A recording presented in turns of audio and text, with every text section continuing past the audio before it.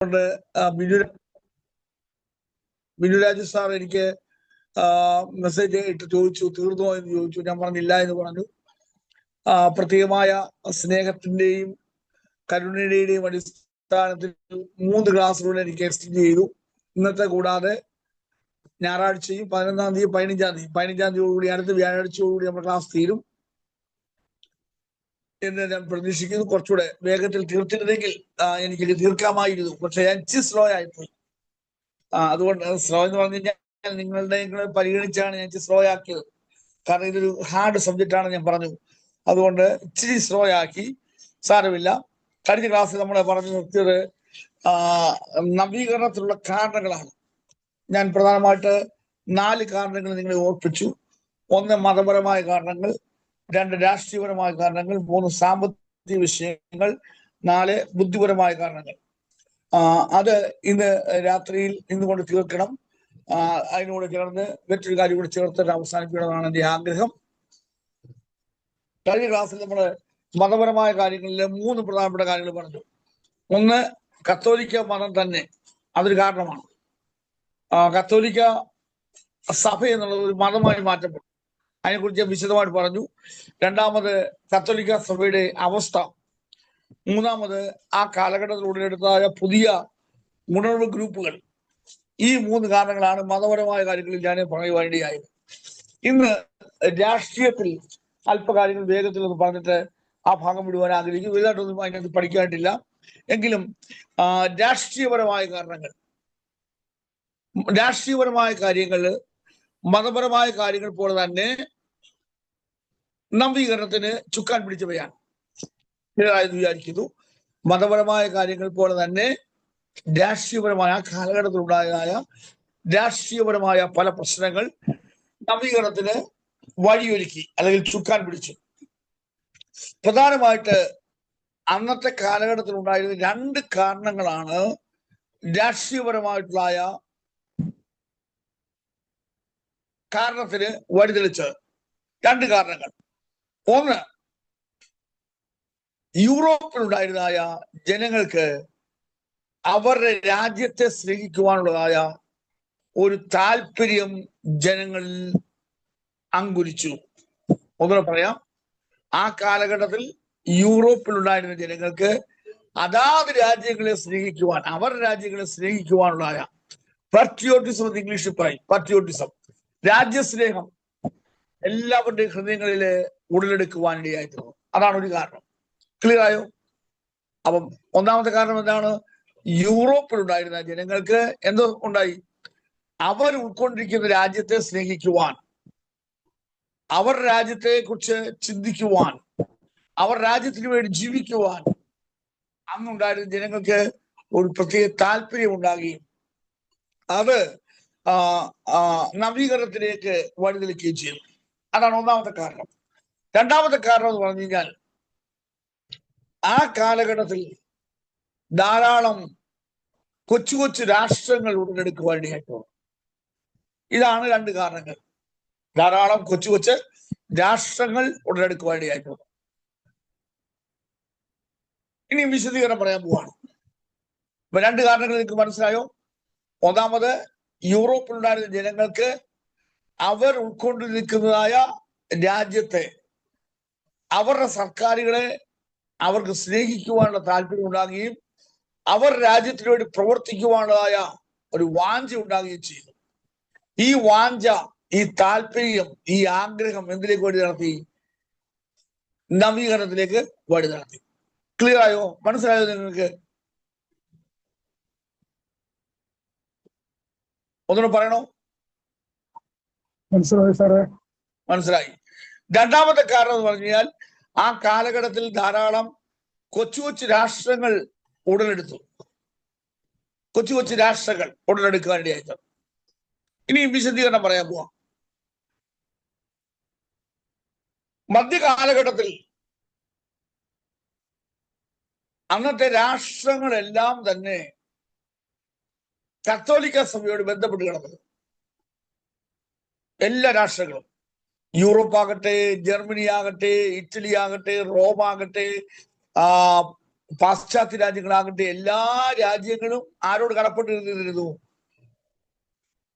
ആരോട് കടപ്പെട്ടിരുന്നു? കത്തോലിക്ക സഭയോട് കടപ്പെട്ടിരുന്നു. എന്ന് പറഞ്ഞാൽ പോപ്പാണ് അധികാരത്തിൽ ഏറ്റവും ശ്രേഷ്ഠൻ. മറ്റുള്ള രാജാക്കന്മാരും ഭരണകർത്താക്കളും എല്ലാം പോപ്പിന്റെ അധീനത്വത്തിൽ മാത്രമാണ് വസിച്ചിരുന്നത്. പോപ്പ് പറയുന്നതിനപ്പുറമായിട്ട് ആർക്കും ഒന്നും ചെയ്യാനായിട്ട് കഴിഞ്ഞിരുന്നില്ല.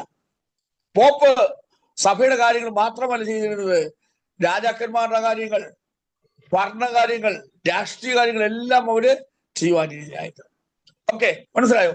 അപ്പോൾ മധ്യകാലഘട്ടത്തിൽ ആരുടെ അധീനത്വത്തിലായില്ല അവർ കിടന്നത്? പോപ്പിന്റെ അധീനത്വത്തിൽ. പോപ്പ് പറയുന്നത് പോലെയാണ് എല്ലാവരും പ്രവർത്തിച്ചിരുന്നത്. മനസ്സിലായോ പറഞ്ഞത്? അപ്പോൾ രാജാക്കന്മാരും ഭരണകർത്താക്കളും ഗവൺമെന്റുകളും എല്ലാം എല്ലാം എല്ലാം ആര് പറയുന്നത് കേൾക്കണമായിരുന്നു? പോപ്പ് പറയുന്നത് കേൾക്കണമായിരുന്നു. പോപ്പ് പറയുക, രാജാവ് പാലസിന് വെളിയിലേക്ക് പോകരുത് എന്ന് പറഞ്ഞാൽ രാജാവ് വെളിയിലോട്ട് പോവുകയോ ഒരക്ഷരം മിണ്ടുകയോ ചെയ്തിരുന്നില്ല. അത്ര അധികാരമായിരുന്നു ആർക്കുണ്ടായിരുന്നത്? പോപ്പിന് അന്നത്തെ കാലഘട്ടത്തിൽ ഉണ്ടായിരുന്നത്. എന്നാൽ ഈ ഒരു അധികാര ഹുങ്കിൽ നിന്നും, പോപ്പിന്റെ അധീനത്വത്തിൽ നിന്നും രാഷ്ട്രങ്ങൾക്ക് ഒരു സ്വാതന്ത്ര്യം വേണമെന്ന് അവർ ആഗ്രഹിച്ചു. സ്പിരിറ്റ് ഓഫ് ഇൻഡിപെൻഡൻസിന് വേണ്ടി അവർ ആഗ്രഹിച്ചു. അപ്പൊ നോക്കണം, അന്ന് പോപ്പാണ് എല്ലാറ്റിന്മേലും അധികാരമുണ്ടായിരുന്നത്. രാജാവായിരുന്നാലും ഭരണകർത്താക്കളായിരുന്നാലും ആരാണെങ്കിലും ആര് പറയുന്നത് കേൾക്കത്തുള്ളൂ? പോപ്പ് പറയുന്നത് മാത്രമേ കേൾക്കുകയുണ്ടായിരുന്നു. അപ്പോൾ എന്ത് സംഭവിച്ചു? ഈ ഒരു തത്വത്തിൽ നിന്ന്, ഈ ഒരു അധികാര മോഹത്തിൽ നിന്ന് സ്വാതന്ത്ര്യം വേണമെന്ന് അന്നത്തെ ജനങ്ങൾ ആഗ്രഹിച്ചു.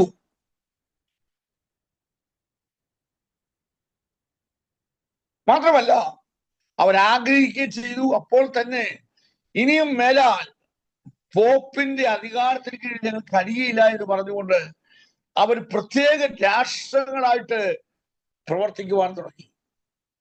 ഓക്കെ, അത്രയും മനസ്സിലായി വിശ്വസിക്കുന്നു. ഒന്നുകൂടെ ഞാൻ പറയാം.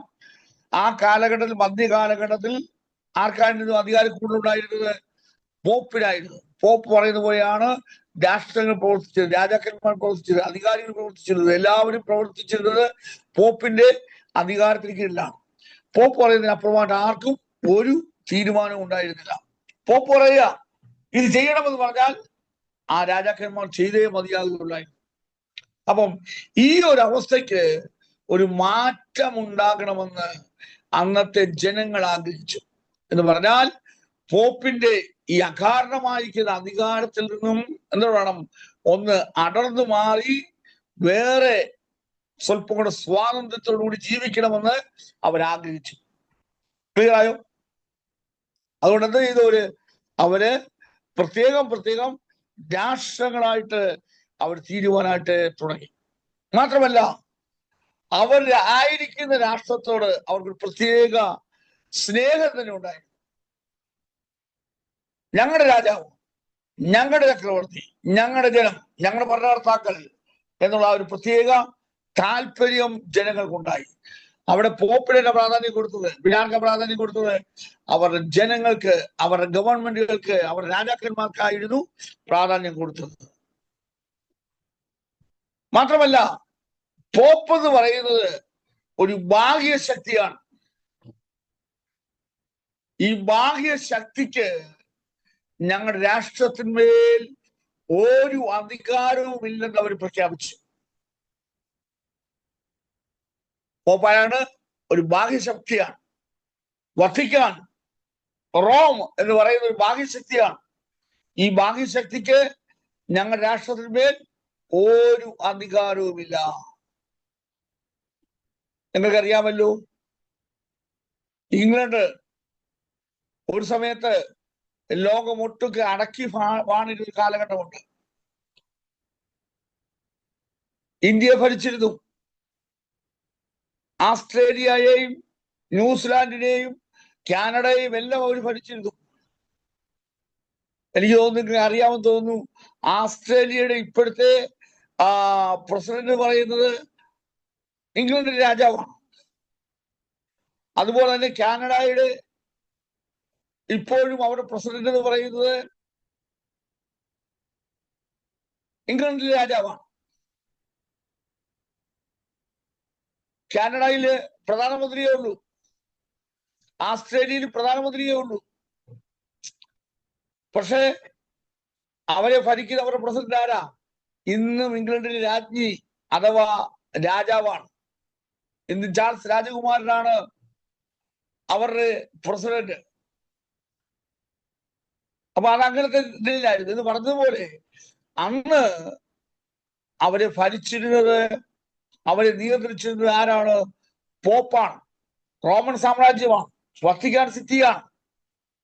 അപ്പോൾ ജർമ്മനിയിലുള്ള ജനങ്ങൾ പറഞ്ഞു, യൂറോപ്പിലുള്ളവർ പറഞ്ഞു, ഇറ്റലിയിലുള്ളവർ പറഞ്ഞു, മറ്റ് രാഷ്ട്രങ്ങളിലുള്ളവർ എല്ലാവരും പറഞ്ഞു, പോപ്പ് ഒരു വിദേശിയാണ്, അയാൾക്ക് ഞങ്ങളുടെ മേൽ യാതൊരു അധികാരവുമില്ല. അയാൾ വിദേശിയാണ്, വിദേശിക്ക് എന്താ കാര്യം ഞങ്ങളുടെ മേൽ യാതൊരു അധികാരവുമില്ല എന്ന് പറയുവാനായിട്ട്. അതുപോലെ തന്നെ അവർ പറഞ്ഞു, പോപ്പ് പ്രത്യേകമായിട്ട് ഒരധികാരവുമില്ല ഞങ്ങളുടെ മേൽ ഭരിക്കുവാൻ. പോപ്പ് എന്ന് പറയുന്ന അധികാരം വൈദേശികമാണ്. ആ വൈദേശികമായ അധികാരത്തിന് ഞങ്ങളുടെ മേൽ യാതൊരു അധികാരങ്ങളും ഇല്ല എന്ന് അവർ പറയുവാനിടയായിരുന്നു. ഞങ്ങളുടെ കാര്യങ്ങളിൽ ഇടപെടുവാൻ പോപ്പിന് അധികാരമില്ല എന്ന് പറയുവാനിടയായിരുന്നു. ഈ ഒരു സമീപനം പോപ്പിനെ ഞങ്ങൾക്ക് വേണ്ട, പോപ്പ് ഞങ്ങളുടെ ആരുമല്ല, പോപ്പ് ഒരു വിദേശിയാണ്, വിദേശികളുടെ കാര്യത്തിൽ ഇടപെടുവാൻ അധികാരമില്ല, അവകാശമില്ല എന്നുള്ള ജനത്തിന്റെ സമീപനം ഇംഗ്ലണ്ടിലും മറ്റ് യൂറോപ്യൻ രാജ്യങ്ങളിലും വലിയൊരു മാറ്റത്തിന് ശക്തമായ കാറ്റ് വീശുവാൻ ഇടയായി തീർന്നു. ഇംഗ്ലണ്ടിൽ മാത്രമല്ല, ഫ്രാൻസിലും ജർമ്മനിയിലും അങ്ങനെ സംഭവിക്കാനിടയായി. നിങ്ങൾക്കറിയാം, ഇംഗ്ലണ്ടിലും ഫ്രാൻസിലും ജർമ്മനിയിലുമെല്ലാം കത്തോലിക്ക സഭയാണ് മുമ്പിൽ ഉണ്ടായിരുന്നത്. എന്നാൽ ഇവിടെയെല്ലാം പോപ്പിന്റെ അധികാരത്തെ തൃണവൽക്കരിച്ചുകൊണ്ട്, അതിനെ എതിർത്ത് മാറ്റിക്കൊണ്ട് ജനങ്ങൾ ഒരു പ്രത്യേക സ്വാതന്ത്ര്യത്തിന് വേണ്ടി മുറവിളി കൂട്ടുവാനിടയായി തീർന്നു. ആ മുറവിളിയാണ് രാഷ്ട്രീയപരമായിട്ട് ഒരു നവീകരണത്തിലേക്ക് വഴിതെളിക്കുവാനിടയായി. നിങ്ങൾക്ക് മനസ്സിലായോ? നിങ്ങൾക്ക് കുറച്ചെങ്കിലും മനസ്സിലായോ? മനസ്സിലായെങ്കിൽ അത് പറയുക, ഇല്ലെങ്കിൽ ഒന്നും പറയാം. മനസ്സിലായി സാറേ. എല്ലാവർക്കും ഹലോ. ഇത് പാസ്റ്റർ ജോസഫ് ചാക്കോ മാത്രമേ പറയുന്നുള്ളൂ, വേറെ ആരും ഒന്നും പറയുന്നില്ല.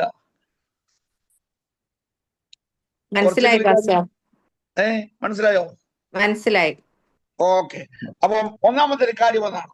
അപ്പൊ പോപ്പ് ഞങ്ങളുടെ ആരുമല്ല, പോപ്പിന് ഞങ്ങളുടെ കാര്യത്തിൽ ഇടപെടുവാൻ യാതൊരു അധികാരമില്ല. പോപ്പ് ആരാണ്? ഒരു വിദേശിയാണ്. വിദേശിയുടെ കാര്യം നോക്കിയാൽ മതി, ഞങ്ങളുടെ രാഷ്ട്രത്തില് ഇടപെടേണ്ട ആവശ്യമില്ല എന്ന് പറഞ്ഞ് അവര് ബഹളം വയ്ക്കുവാൻ തുടങ്ങി. അതാണ് ഒന്നാമത്തെ കാരണം. അതുപോലെ തന്നെ ഞാൻ മുമ്പ് പറഞ്ഞതുപോലെ രണ്ടാമതായിട്ട്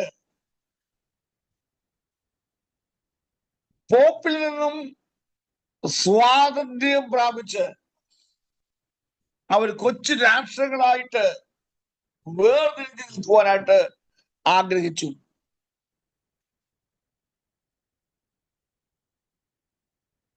ആ കാലഘട്ടത്തിൽ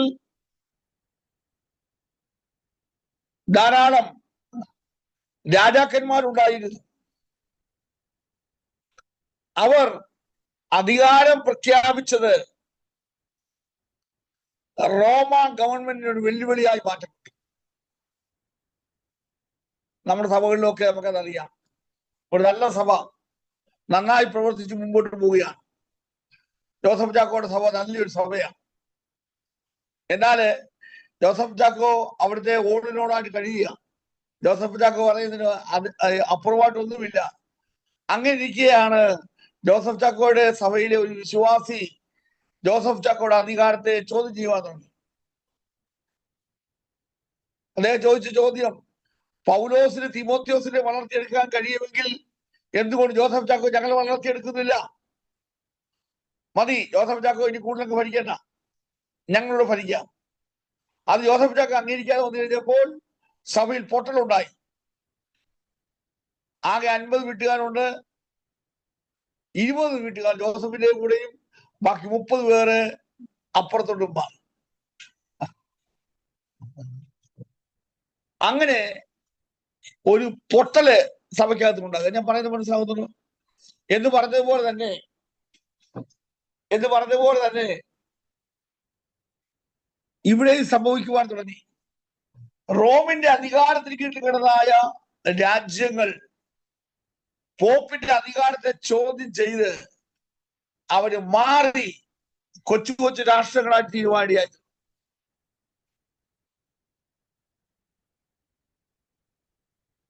ഇപ്രകാരം മാറിയവർ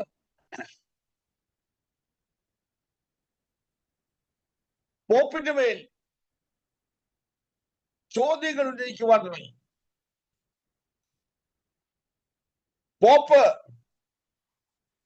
ഒരു ആത്മീയ നേതൃത്വത്തിന് ഉടമയാണെങ്കിൽ ആത്മീയ കാര്യങ്ങൾ മാത്രം നോക്കിയാൽ മതി. രാഷ്ട്രത്തിന്റെ കാര്യങ്ങൾ നോക്കണ്ട, പൊളിറ്റിക്കൽ കാര്യങ്ങൾ നോക്കണ്ട. പൊളിറ്റിക്കൽ കാര്യം നോക്കുവാൻ വേറെ ആൾക്കാരുണ്ട്, അവർ നോക്കിക്കോളും എന്ന് പറഞ്ഞ് പോപ്പിന്റെ അധികാരത്തെ ചോദ്യം ചെയ്തു. ഈ അധികാരത്തെ ചോദ്യം ചെയ്തത് വലിയൊരു ഉണർവിന് കാരണമായി. ഇതാണ് 2 കാരണങ്ങൾ. ഒന്ന്, ഞാൻ പറഞ്ഞല്ലോ, പോപ്പ് ഒരു ഫോറിൻ വിദേശിയായിരിക്കുന്ന ഭരണാധികാരിയാണ്. അദ്ദേഹത്തിന് ഞങ്ങളുടെ രാഷ്ട്രത്തിന് മേലെ യാതൊരു അധികാരവുമില്ല എന്ന് പറഞ്ഞ് പോപ്പിന്റെ അധികാരത്തെ ചോദ്യം ചെയ്തു. രണ്ടാമത്, പോപ്പിന്റെ അധീനത്വത്തിൽ നിന്നും അധികാരത്തിൽ നിന്നും അദ്ദേഹത്തിന്റെ അധികാരത്തെ ചോദ്യം ചെയ്ത് ഒരു പറ്റം ആൾക്കാര് വേർതിരിഞ്ഞ് പോപ്പിന് പ്രയാസമുണ്ടാക്കുവാൻ തുടങ്ങി. അവര് പറഞ്ഞു, പോപ്പ് ആരാണ്? ഒരു ആത്മീയ നേതാവാണ്. ആത്മീയ നേതാവായിരിക്കുന്ന പോപ്പ് അത് മാത്രം നോക്കിയാൽ മതി, അതിനപ്പുറമായിട്ടുള്ള ഒരു കാര്യങ്ങളും അദ്ദേഹം നോക്കണ്ട എന്ന് പറയുവാനിടയായി. ഇതാണ് പൊളിറ്റിക്കലായ കാര്യങ്ങൾ. 2 കാര്യങ്ങൾ നിങ്ങൾക്ക് മനസ്സിലായോ? ഒരു മിനിറ്റ് നിങ്ങൾ നോട്ട് ഒന്ന് വായിച്ചു നോക്കി, നിങ്ങൾ എഴുതിയൊന്ന് വായിച്ചു നോക്കിക്കേ. എന്തെങ്കിലും സംശയം ഉണ്ടെങ്കിൽ എന്നോട് ചോദിച്ചാട്ടെ. ഒരു മിനിറ്റ് എല്ലാവരും നിങ്ങൾ ഞാനിപ്പോൾ പറഞ്ഞ കാര്യം കേട്ടത് ഒന്ന് വായിച്ചു നോക്കിക്കേ. എന്തെങ്കിലും സംശയം ഉണ്ടോ നോക്കിക്കേ, മനസ്സിലാക്കാൻ എന്തെങ്കിലും ഉണ്ടോ നോക്കിക്കേ. ഉണ്ടെങ്കിൽ ഞാനൊന്ന് പറഞ്ഞുതരാം.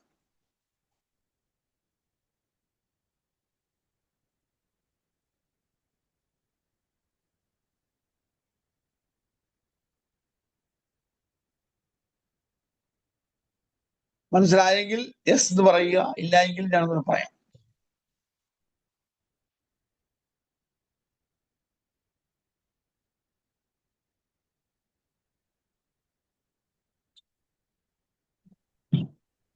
രാജ്യസ്നേഹത്തിന്റെ ഇംഗ്ലീഷ് എന്ന് പറയാമോ? രാജ്യസ്നേഹത്തിന് നാഷണൽ കോൺഷ്യസ്നെസ്, പാട്രിയോട്ടിസം. അത് അതിന്റെ സ്പെല്ലിംഗ് പറയാമോ? PATRIOTISM. Okay, thank you. Patriotism or national feelings. Sir ആ സ്പെല്ലിംഗ് ഒന്നുകൂടെ പറയുമോ? ഏതാ പാട്രിയോട്ടിസം? PATRIOTISM, patriotism.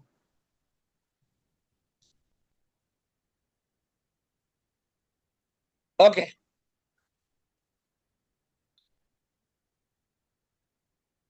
ക്ലിയർ ആയല്ലോ? മൂന്നാമത്തെ കാര്യം സാമ്പത്തികമാണ്.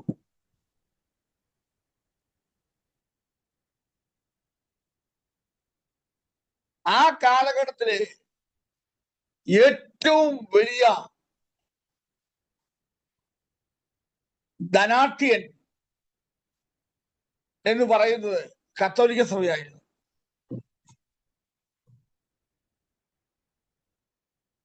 അവർക്ക് ആ കാലഘട്ടത്തിൽ ലോകമെമ്പാടും, പ്രത്യേക പാശ്ചാത്യ രാജ്യങ്ങളിൽ ധാരാളം ഭൂപ്രദേശങ്ങൾ സ്വന്തമായിട്ടുണ്ടായിരുന്നു. അതായത് സഭ എന്നും സാമ്പത്തികമായി മുന്നേറുകയും വിശ്വാസികളിൽ പലരും ദിനേന സാമ്പത്തികമായി അധപ്പതിച്ചുകൊണ്ടിരുന്നു. അതായത് ഇംഗ്ലീഷിൽ ഒരു ചൊല്ലിപ്രായമുണ്ട്, the rich become rich and poor become poor every day. ഓരോ ദിവസങ്ങളിലും ധനവാൻ എന്തായി തീർന്നുകൊണ്ടിരുന്നു, ധനവാനായിക്കൊണ്ട് തന്നെയിരുന്നു. സാധുക്കൾ എന്നും സാധുക്കളായി തന്നെയാണ്. അതായത് എന്ത് കാര്യമുണ്ടെങ്കിലും സഭയ്ക്ക് പണം കൊടുക്കുക എന്നുള്ളതായ ഒരു ഉത്തരവാദിത്വം ജനങ്ങൾക്കുണ്ടായിരുന്നു. അതായത് ഒരു ആത്മീയ കൂട്ടായ്മയ്ക്ക് വന്നാൽ സ്വത്രാഴ്ച മുതൽ സ്വത്രാഴ്ച, ദശാംശം, പിന്നെന്തുവാ പിരിവ്, അങ്ങനെ ഇഷ്ടംപോലെ കാര്യങ്ങൾ ഇല്ലേ. ഒരു ശവസംസ്കാരം ഉണ്ടായാൽ കല്ലറ കാശ്, മെഴുകുതിരിക്ക് കാശ്, കുരിശിന് കാശ്, മഞ്ചത്തിന് കാശ്, കുർബാനയ്ക്ക് കാശ്, എന്ത് വേണ്ട എല്ലാത്തിനും കാശ്. ഒരു ശിശുപ്രതിഷ്ഠ, ഒരു മാമോദിസ വന്നാൽ മാമോദിസ കാശ്, വിവാഹത്തിന് വന്നാൽ വിവാഹത്തിന് കാശ്. അതൊക്കെ കൊടുത്തെങ്കിൽ മാത്രമേ ജനത്തിന് മുമ്പോട്ട് പോകാൻ കഴിയൂ. ഇല്ലാത്ത ജനങ്ങൾ കഷ്ടപ്പെടുകയാണ് ചെയ്തുകൊണ്ടിരുന്നത്. പാവപ്പെട്ടവനെന്നും പട്ടിണിയിൽ കൂടെ കഴിഞ്ഞു പോയിക്കൊണ്ടേയിരുന്നു. എന്നും അവർക്ക് പ്രയാസങ്ങൾ മാത്രം. അതായത് ധനത്തിന്റെ അത്യുച്ച കോടിയായിരുന്നു അന്നത്തെ റോമൻ കത്തോലിക്ക സഭ. ഈ പണത്തിന്റെ മുഴുവൻ ഉത്തരവാദി ആരാണ്? കാവൽക്കാരൻ ആരാണ്? പോപ്പാണ്. പോപ്പ് എല്ലാ പണവും സൂക്ഷിക്കുവാനും അത് അദ്ദേഹത്തിന്റെ സ്വന്തമായിട്ട് പാലിക്കുവാനും ഇടയായി.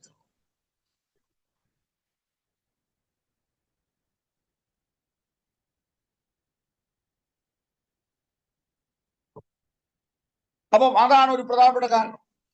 അന്നത്തെ സഭയാണ് എന്തിനെല്ലാത്തിനും ഉത്തരവാദി? സമ്പത്തിന്റെ അത്യുച്ചകോടിയിൽ നിന്നതായ വ്യക്തികൾ എന്ന് പറയുന്നത്. അതായത് പോപ്പാണ് സകല സാമ്പത്തിക നിയന്ത്രണത്തിന്റെ വ്യക്താവ്. അതായത് ഒന്നുകൂടെ പറഞ്ഞു കഴിഞ്ഞാൽ, പാശ്ചാത്യ രാജ്യങ്ങളിൽ 3/4 വസ്തുക്കളും പുരയിടങ്ങളും ലാൻഡുകളും അതിന്റെ ഓണേഴ്സ് ആരായിരുന്നു? പോപ്പും കൂട്ടരുമായി. അപ്പോൾ തന്നെ ഈ പോപ്പും കൂട്ടരുമെല്ലാം പണത്തിൽ ആറാടി സുഖലോലുപന്മാരായി ജീവിക്കുവാൻ തുടങ്ങി. അവരെന്തിനും പണമുണ്ട്, എന്തിനും.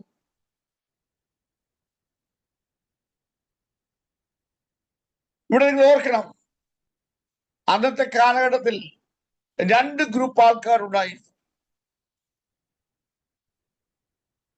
ഒന്ന് സമ്പത്തുള്ള കത്തോലിക്ക സഭ, 2 ദാരിദ്ര്യം അനുഭവിച്ചതായ സന്യാസ സമൂഹം.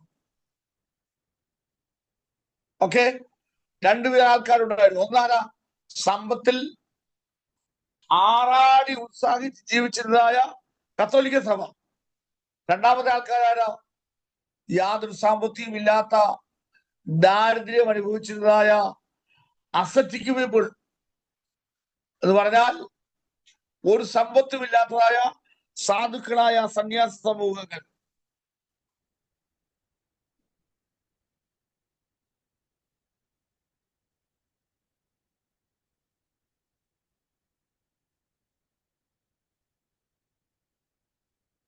ആ കാലഘട്ടത്തിലെ കച്ചവടക്കാർ അവർ കച്ചവടം ചെയ്തിരുന്നത് മുഴുവൻ ലാഭം ഉണ്ടാക്കുവാൻ വേണ്ടിയാണ്. 1 രൂപയ്ക്ക് മേടിക്കുന്ന സാധനങ്ങൾ 100 രൂപയ്ക്ക് വിൽക്കുക. 1 രൂപയുടെ സാധനത്തിന്റെ വില എത്ര? 100 രൂപയാണ്. 99 രൂപ അവർക്ക് ലാഭമാണ്. അപ്പം ഇങ്ങനെ കച്ചവടത്തിന് വേണ്ടി മാത്രം, ലാഭം ഉണ്ടാക്കുവാൻ വേണ്ടി മാത്രമാണ് അന്നത്തെ വ്യാപാരികൾ മത്സരിച്ചിരുന്നത്. ഇത് ജനങ്ങളിൽ വേദന ഉണ്ടാക്കി. സാധുക്കളായ ജനങ്ങൾക്ക് 1 രൂപയുടെ സാധനം 100 രൂപ കൊടുത്ത് വാങ്ങിക്കുവാൻ പണമില്ലാതായി. അതവരെ വേദനപ്പെടുത്തി. അവര് പറഞ്ഞു, ലാഭത്തിന് വേണ്ടി മാത്രം ബിസിനസ് ചെയ്യുന്നത് പാപമാണെന്ന് പറഞ്ഞു. അതുകൊണ്ട് സാധുക്കളെയും കൂടെ പരിഗണിക്കണമെന്നും ഇങ്ങനെ ലാഭം മാത്രം നോക്കി ബിസിനസ് ചെയ്യുന്നത് കൊള്ളയടിക്കുന്ന തുല്യമാണെന്ന് അവർ പറയുവാൻ ഇടയായി. ചുരുക്കി പറഞ്ഞാൽ ഈ വിധത്തിലുള്ളതായ സാമ്പത്തിക പ്രയാസങ്ങൾ ജനങ്ങളിൽ ഒരു ഉണർവിന് വേണ്ടി വഴിതെളിക്കുവാൻ ഇടയായി. അപ്പൊ രണ്ട് കാര്യങ്ങൾ ഞാൻ പറഞ്ഞു. സാമ്പത്തിക കാര്യത്തില് ഒന്ന്, ആ കാലഘട്ടത്തിൽ ഏറ്റവും വലിയ സാമ്പത്തിക രാഷ്ട്രം എന്ന് പറയുന്നത് ആരാണ്? പോപ്പും കൂട്ടരുമാണ്. കത്തോലിക്ക സഭയാണ് സമ്പത്ത് മുഴുവൻ കൈയടക്കി വെച്ചിരുന്നത്. അന്ന് റോമിലുണ്ടായിരുന്ന വസ്തുവകകൾ എല്ലാം കൈവശപ്പെടുത്തിയിരുന്നത് ആരാണ്? പോപ്പും കൂട്ടരുമാണ്. പോപ്പ്, കർദിനാളുമാര്, അങ്ങനെയുള്ളവരെല്ലാം സഭയുടെ സമ്പത്ത് കൂട്ടിവെച്ചുകൊണ്ടിരുന്നു. അവർക്ക് സാധുക്കളെ നോട്ടമേ ഇല്ല. സാധുക്കൾക്ക് ഒന്നും ചെയ്യുവാൻ അവർക്ക് മനസ്സില്ല. അതാണ് ഒരു പ്രധാനപ്പെട്ട കാരണം. അവരുടെ ആത്മീയ കാര്യത്തിന് വേണ്ടി ചെന്നാലും പൈസ കൊടുക്കണം. രണ്ടാമതൊരു കാര്യം ഞാൻ പറഞ്ഞത്, ആ കാലഘട്ടത്തിൽ രണ്ട് ഗ്രൂപ്പ് ആൾക്കാരുണ്ടായിരുന്നു. ഒന്ന് ധനാഠ്യരായ ജനങ്ങൾ, രണ്ട് ദാരിദ്ര്യം അനുഭവിക്കുന്ന സന്യാസ സമൂഹങ്ങൾ. സന്യാസ സമൂഹങ്ങള് പരിഗണിക്കാതെ ധനാഠ്യരായ ബിസിനസ്സുകാർ ധാരാളം പണം സമ്പാദിക്കുവാൻ വേണ്ടി മാത്രം പ്രവർത്തിച്ചുകൊണ്ടിരുന്നു. ഞാനൊരു കാര്യം ചോദിക്കട്ടെ, നിങ്ങൾക്ക് അറിവുള്ള കാര്യമാണ്. എങ്ങനെയാ ജോസഫ് ചാക്കോ ധനാഠ്യനായി തീരുന്നത്? അല്ലെ ഞാൻ എങ്ങനെയാ ധനാഠ്യനായി തീരുന്നത്?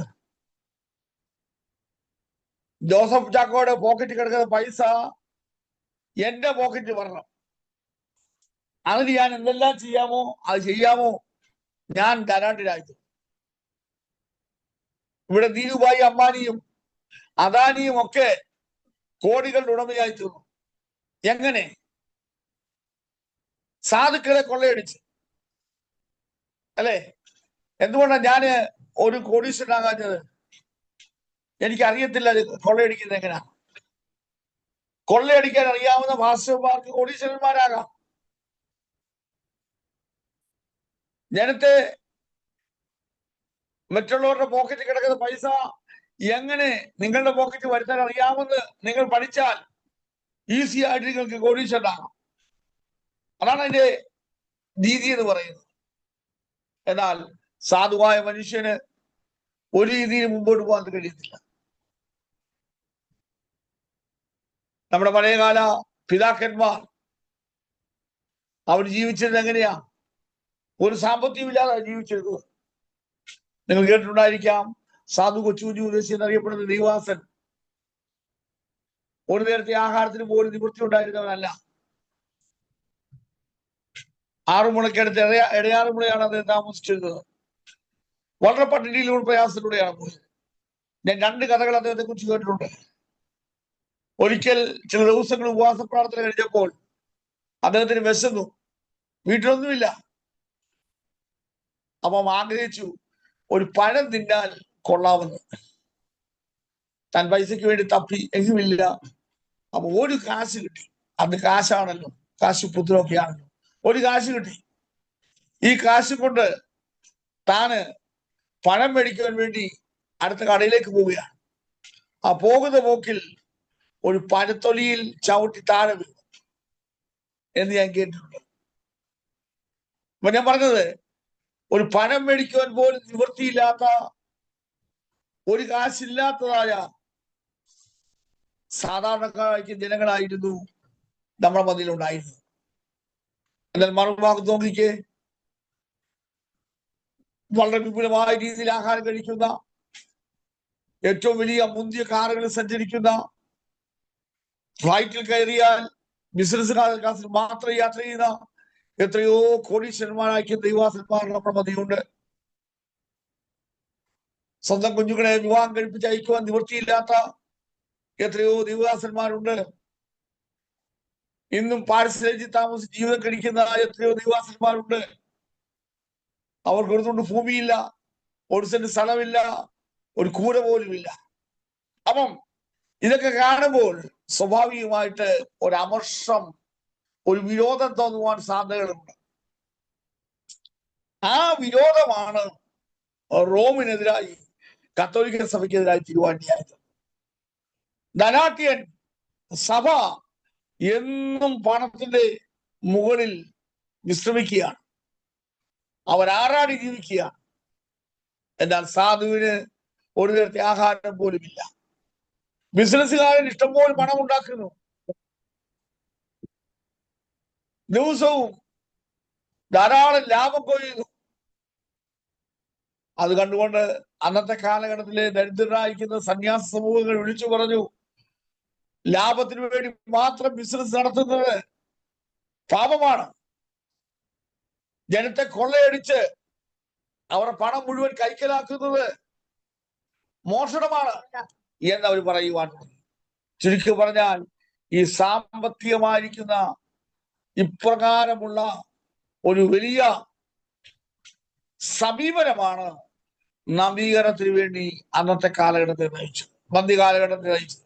സഭ പിന്നെയും കൊള്ളയടിക്കുക, ജനത്തെ കൊള്ളയടിക്കുക, ജനത്തിന്റെ ഇല്ലായ്മ മനസ്സിലാക്കുന്നില്ല.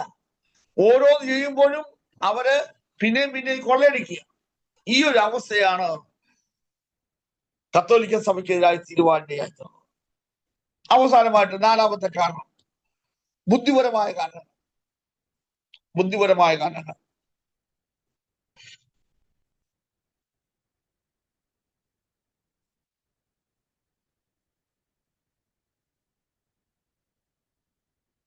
ബുദ്ധിപരമായ കാരണങ്ങൾ എന്താണ് ഇത്? ബുദ്ധിപരമായ കാരണങ്ങൾ ഞാൻ നേരത്തെയുള്ള ക്ലാസ്സിൽ ഓർപ്പിച്ചതുപോലെ ആ കാലഘട്ടങ്ങളിൽ കത്തോലിക്ക സഭ ശക്തമായി പറഞ്ഞു, വേദോത്സവം വായിക്കുവാനോ പ്രസംഗിക്കുവാനോ പ്രസംഗം കേൾക്കുവാനോ ബുക്കുകൾ വായിക്കുവാനോ ഒന്നും ആർക്ക് അനുവാദമില്ല, വിശ്വാസികൾക്ക് അനുവാദമില്ല. പുൾപിറ്റിൽ നിന്ന് എന്ത് പറയുന്നോ അത് കേട്ടോണം. പുരോഹിതൻ പറയുന്ന മാത്രം കേട്ടാൽ മതി. സ്വന്തമായി വേദോത്സവം വായിക്കാൻ പാടില്ല, സ്വന്തമായിട്ട് ആത്മീയ കാര്യങ്ങൾക്ക് ഒന്നും ചെയ്യാൻ പാടില്ല. ഈ ഒരു അവസ്ഥയായിരുന്നു അന്നുണ്ടായത്. എന്നാൽ ആ അവസ്ഥയ്ക്ക് ഒരു മാറ്റം ഉണ്ടാകത്തക്ക വിധത്തിൽ ഒരുപാട് പുതിയ ബുദ്ധിപരമായ പ്രവർത്തനങ്ങൾ നടക്കുവാൻ തുടങ്ങി. പുതിയ പഠനങ്ങൾ സഭയ്ക്കുള്ളിലേക്ക് കടന്നുകൂടി.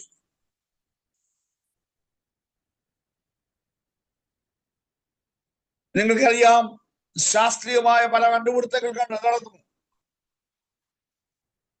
തത്വശാസ്ത്രപരമായ പഠനങ്ങൾ നടന്നു. ഓരോ ദിവസങ്ങളിലും മനുഷ്യന്റെ കണ്ടുപിടുത്തങ്ങൾ ഒന്നിനുപുറകെ ഒന്നായിട്ട് മെച്ചമായിട്ട് ശ്രേഷ്ഠമായി തീരുവാനിടയായി. ചുരുക്കി പറഞ്ഞാൽ ആ കാലഘട്ടത്തിൽ ഉടലെടുത്തതായ പുതിയ പഠന രീതികൾ, ശാസ്ത്രീയമായ ഡെവലപ്മെന്റ്സുകള്, അതുപോലെ ബൈബിൾ വായിക്കുവാനുള്ള അനുവാദങ്ങൾ, പുസ്തകങ്ങൾ വായിക്കുവാനും അത് ചിന്തിക്കുവാനും പഠിക്കുവാനുള്ള അനുവാദങ്ങൾ ഒക്കെ നവീകരണത്തിലേക്ക് വഴി നടത്തുവാനിടയായി. അതായത് ഇതുവരെയും പോപ്പ് പറഞ്ഞുകൊണ്ടിരുന്നു, നിങ്ങൾ ബൈബിൾ വായിക്കരുത്, ജനങ്ങൾക്ക് ബൈബിൾ വായിക്കുവാൻ അനുവാദമില്ല. എന്നാൽ ഇപ്പോൾ ജനങ്ങൾക്ക് ബൈബിൾ വായിക്കുവാൻ അനുവാദം വന്നു. പുരോഹിതന്മാരുടെ പ്രസംഗങ്ങൾ മാത്രമല്ല, മറ്റുള്ള പ്രസംഗങ്ങൾ കേൾക്കുവാനുള്ള അനുവാദം വന്നു. ഓരോ രീതിയിലുള്ളതായ പുതിയ പ്രവർത്തനങ്ങൾ മുൻപോട്ട് വരുവാനിടയായി. ഇത് ജനങ്ങളുടെ കണ്ണു തുറപ്പിക്കുകയും അവര് പുതിയ നവീകരണ പ്രക്രിയയിലേക്ക് വരുവാനിടയാക്കുകയും ചെയ്യും. എപ്പോഴും ഒരു അറിവാണ് മനുഷ്യനെ മുൻപോട്ട് നയിക്കുന്നത്. നിങ്ങൾ കേട്ടിട്ടുണ്ടായിരിക്കാം, ഹൈന്ദവ മതത്തിന്റെ ഒരു ഫിലോസഫി ഉണ്ട്. അത് ഇങ്ങനെയാണ് പറയുന്നത്: സർപ്പ യജുർഭ്രാന്തി. സർപ്പ യജുർഭ്രാന്തി. യജുർ എന്ന് പറഞ്ഞാൽ കയറെന്നാണ്. അതായത് ഇരുട്ടുള്ള സ്ഥലത്ത് കാലിൽ ഒരു കയർ ഉരുകിയാൽ നമ്മൾ നിലവിളിക്കുന്നു. എന്താ പറഞ്ഞിട്ടാണ് നിലവിളിക്കുന്നത്? ഈ കയറ് എന്താണ്? പാമ്പാണ്, സർപ്പമാണെന്ന് പറഞ്ഞുകൊണ്ടാണ്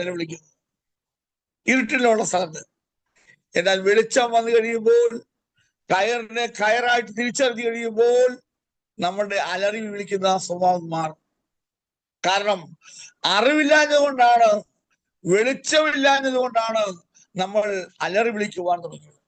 എന്നാൽ വെളിച്ചം വന്നപ്പോൾ, അറിവുകൾ ലഭിക്കുവാൻ തുടങ്ങിയപ്പോൾ, ജനങ്ങൾ കാര്യങ്ങൾ മനസ്സിലാക്കുവാൻ തുടങ്ങി.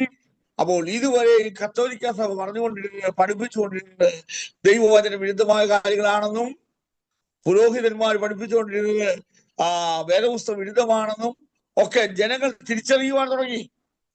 തിരിച്ചറിഞ്ഞു കഴിഞ്ഞപ്പോൾ അവർ സത്യത്തിലേക്ക് പാദങ്ങൾ വയ്ക്കുവാൻ തുടങ്ങി. ഇതാണ് നാലാമത്തെ പുതിയ അറിവുകൾ എന്ന് പറയുന്ന സംഗതി. ഓക്കെ, അപ്പോൾ 4 കാര്യങ്ങൾ ഞാൻ പറഞ്ഞു നിർത്തി. നിങ്ങൾക്ക് ഏകദേശം ഒരു ഐഡിയ കിട്ടിയെന്ന് തോന്നുന്നു. കിട്ടിയോ? ഇല്ലെങ്കിൽ ഒന്ന് പറയണമെങ്കിൽ ഒന്ന് പറയാം.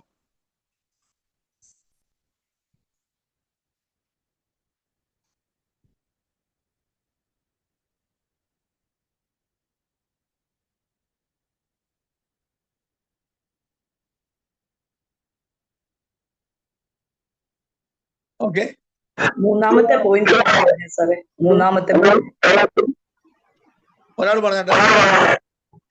മൂന്നാമത്തെ പോയിന്റ്.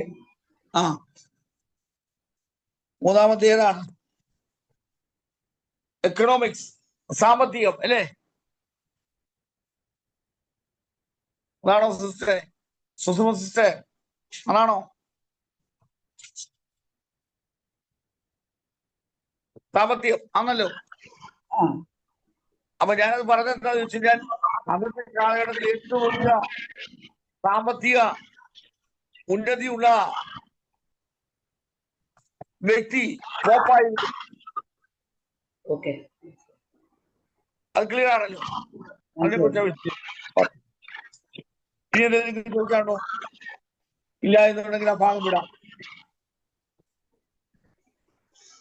ഓക്കെ, അടുത്ത മെയിൻ ഹെഡിങ് കത്തോലിക്ക സഭയുടെ അധപ്പതനത്തിലുള്ള കാരണങ്ങൾ.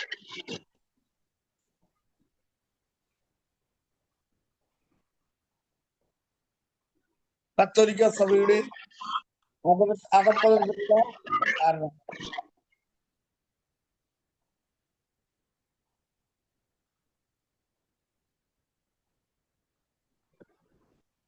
ഒരിക്കലും ചിന്തിക്കരുത്, ഞാൻ എന്നാലും പറഞ്ഞ കാര്യം പറയാണ്. 1517 ആരോ സൂസമേന്റെ ആ മൈക്കൊന്ന് ഓഫ് ആക്കണേ, മ്യൂട്ട് ആക്കണേ. ഓക്കെ, അപ്പൊ ശ്രദ്ധിക്കണം. ഒരിക്കലും ചിന്തിക്കരുത് 1517 ഒക്ടോബർ മാസം 31-ാം തീയതി മാർട്ടിൻ ലൂതർ 95 പ്രബന്ധങ്ങൾ കത്തോലിക്ക സഭ, ജർമ്മനിയിലെ കത്തോലിക്ക സഭ അയക്കുന്ന വിറ്റൻബർഗില് ഒക്ടോബർ മാസം 31-ാം തീയതി കൊണ്ട് തൂക്കിയിട്ടതോടുകൂടി ആ റെഫോർമേഷൻ ഉണ്ടായിരിക്കണ്ട. ഓക്കെ, 1517 ഒക്ടോബർ മാസം 31-ാം തീയതി മാർട്ടിൻ ലൂതർ ജർമ്മനിയിലെ വിറ്റൻബർഗ് ദേവാലയത്തിന് മുമ്പിൽ കത്തോലിക്ക സഭയ്ക്കെതിരായിട്ടുള്ള 95 പ്രബന്ധങ്ങൾ തൂക്കിയിട്ടതാണ് നവീകരണത്തിന് ആരംഭം കുറിച്ച് ആരും വിചാരിക്കണ്ട. മറിച്ച് ഞാൻ നേരത്തെ പറഞ്ഞതുപോലെ മാർട്ടിൻ ലൂതർ നവീകരണത്തിന് വരുന്നതിന് മുൻപ് തന്നെ നിരവധി സംഘടനകളും പ്രശ്നങ്ങളും ഒക്കെ കത്തോലിക്ക സഭയ്ക്ക് നേരെ ഉണ്ടായി. അതിലൊന്നാണ് കത്തോലിക്ക സഭയുടെ ആ കാലഘട്ടത്തിലെ അധപ്പതനങ്ങൾ. കത്തോലിക്ക സഭയുടെ ആ കാലഘട്ടത്തിലെ അധപ്പതനങ്ങൾ. കത്തോലിക്ക സഭ അധപ്പതിച്ചു. ഇപ്പൊ കുറച്ച് വ്യത്യാസങ്ങളൊക്കെ അവർക്കുണ്ട്. എന്നാൽ അന്നത്തെ കാലഘട്ടത്തിലെ കത്തോലിക്ക സഭ, മധ്യകാലഘട്ടത്തിലെ കത്തോലിക്ക സഭ അധപ്പതിച്ചു പോയി. എന്താണ് കാരണങ്ങൾ? അതിന്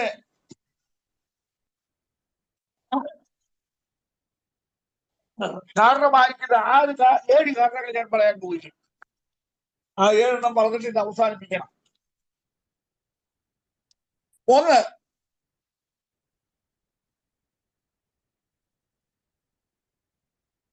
ഭൗതികവും ലോകപരവുമായ പോപ്പിന്റെ ജീവിതം. ഭൗതികവും ലോകപരവുമായ പോപ്പിന്റെ ജീവിതം.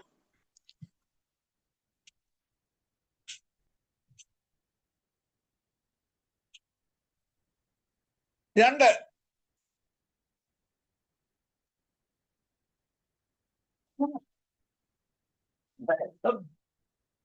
നെപ്പോട്ടിസം അഥവാ സ്വജനപക്ഷപാതം. നെപ്പോട്ടിസം അഥവാ സ്വജനപക്ഷപാതം. സ്വജനപക്ഷപാതം. സ്പെല്ലിംഗ് ഒന്ന് പറയാമോ സാറേ? സ്പെല്ലിംഗ് ഇംഗ്ലീഷിന്റെ. NEPOTISM.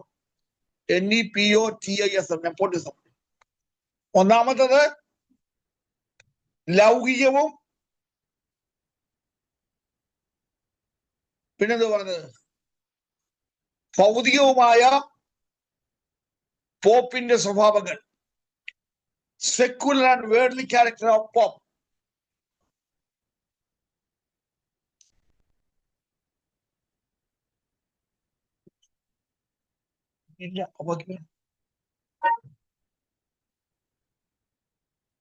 ലൗകികവും ലോകപരവും.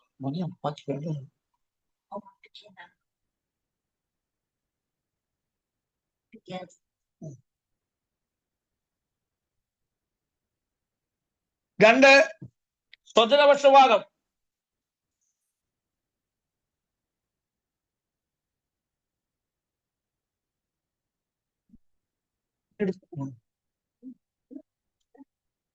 സ്വജനപക്ഷപാതം. മൂന്നാമത് അധാർമികത.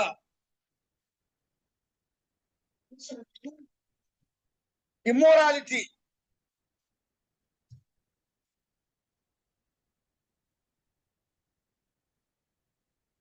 Immorality. 4, pluralism. PLURALISM. Pluralism. Pluralism എന്ന് പറഞ്ഞു കഴിഞ്ഞാൽ ബഹുജന അധികാരങ്ങൾ. 5, അറിവില്ലായ്മയും യാന്ത്രികവുമായ ജീവിതം. അറിവില്ലായ്മയും യാന്ത്രികവുമായ ജീവിതം. Ignorance and mechanical life. 6, superstitions അഥവാ അന്ധവിശ്വാസങ്ങൾ. 7, ആഡംബര ജീവിതം അഥവാ ലക്ഷോറിയസ് ലൈഫ്. ഇതാണ് 7 കൂട്ടം കാര്യങ്ങൾ. ഓരോന്നായിട്ട് നമുക്ക് ചിന്തിക്കാം. 1, എന്താണ് ഞാൻ പറഞ്ഞത്? ഒന്നാമത്തെ എന്തുവായിരുന്നു? ലോകൈകമായ ഭൗതികവും ലോകപരവുമായ പോപ്പിന്റെ ജീവിതം. പോപ്പിന്റെ സ്വഭാവം. പോപ്പിന്റെ ജീവിതം എന്തായി തീർന്നു? പോപ്പാരാ? ആത്മീയനാണ്, സ്പിരിച്വൽ ലീഡറാണ് അല്ലേ? ആത്മീയ നേതാവാണ് ആര്? പോപ്പ്. സഭയെ ആത്മീയമായിട്ട് നടക്കേണ്ടതായ ആൾക്കാരാണ് പോപ്പ് അല്ലേ? ജനത്തെ നേർവഴി നടത്തേണ്ടവരാണ് പോപ്പ്. ദൈവവചനം വായിക്കുവാനും പ്രാർത്ഥിക്കുവാനും ദൈവമായിട്ടുള്ള ബന്ധത്തിൽ ജീവിക്കുവാനും പോപ്പിന് താല്പര്യം ഉണ്ടാകണം. പക്ഷെ എന്ത് സംഭവിച്ചു?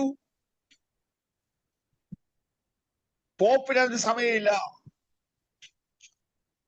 പോപ്പിന്റെ ലൗകിക ജീവിതം, ഭൗതികവാദം,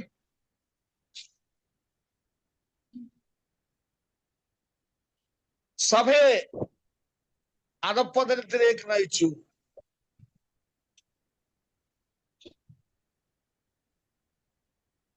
പോപ്പുമാരെ നിയമിച്ചാക്കിയത്, ഞാൻ ഒരിക്കൽ കൂടെ പറയുന്നു, പോപ്പുമാരെ നിയമിച്ചാക്കിയത് സഭയെ ആത്മീയതയിലേക്ക് നയിക്കുവാൻ വേണ്ടിയാണ്, അല്ലേ? ഒരു പാസ്റ്ററെ സഭയിലാക്കി വെച്ചിരിക്കുന്നത് എന്തിനാ?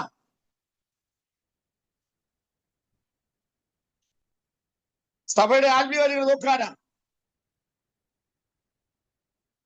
പാസ്റ്റർക്ക് സമയമില്ല വേദോത്സവം വായിക്കാൻ, സഭയ്ക്ക് ആവശ്യമായ ദൂത് ചെയ്യാനൊക്കെ സമയമില്ല. അത് രാവിലെ ഇറങ്ങും, റിയൽ എസ്റ്റേറ്റുകാരനായിട്ട് സ്ഥലം മേടിച്ച് വിൽക്കാനായിട്ട് നടക്കുക, വണ്ടി ബ്രോക്കർമാരായിട്ട് നടക്കുക, പെണ്ണ് ആലോചന മാരേജ് ബ്യൂറോ ആയിട്ട് നടക്കുക.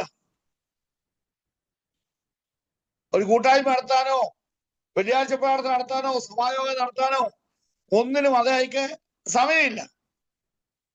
10 പുത്തനുണ്ടാക്കണം, അത് മാത്രമേ അയാൾക്ക് ലക്ഷ്യമുള്ളൂ. എന്ന് പറഞ്ഞതുപോലെ പോപ്പിന്റെ ഇപ്പോഴത്തെ ജോലി എന്താ? അയാൾ സ്പിരിച്വൽ ലീഡറാണ്, അല്ലെ? ആത്മീയ നേതാവാണ്. പക്ഷേ അയാൾക്ക് എന്തിനു സമയമില്ല? ആത്മീയ കാര്യങ്ങൾ നോക്കാനോ ജനത്തിനെ ആത്മീയമായി നയിക്കുവാനോ അയാൾക്ക് സമയമില്ല. അയാൾ ആരായി തീർന്നു? ഭൗതികവാദിയും പിന്നെന്താ ലോകത്തിന്റെ കാര്യങ്ങൾ നോക്കുന്നതിനായി തീരുവാനിടയായി തീർന്നു.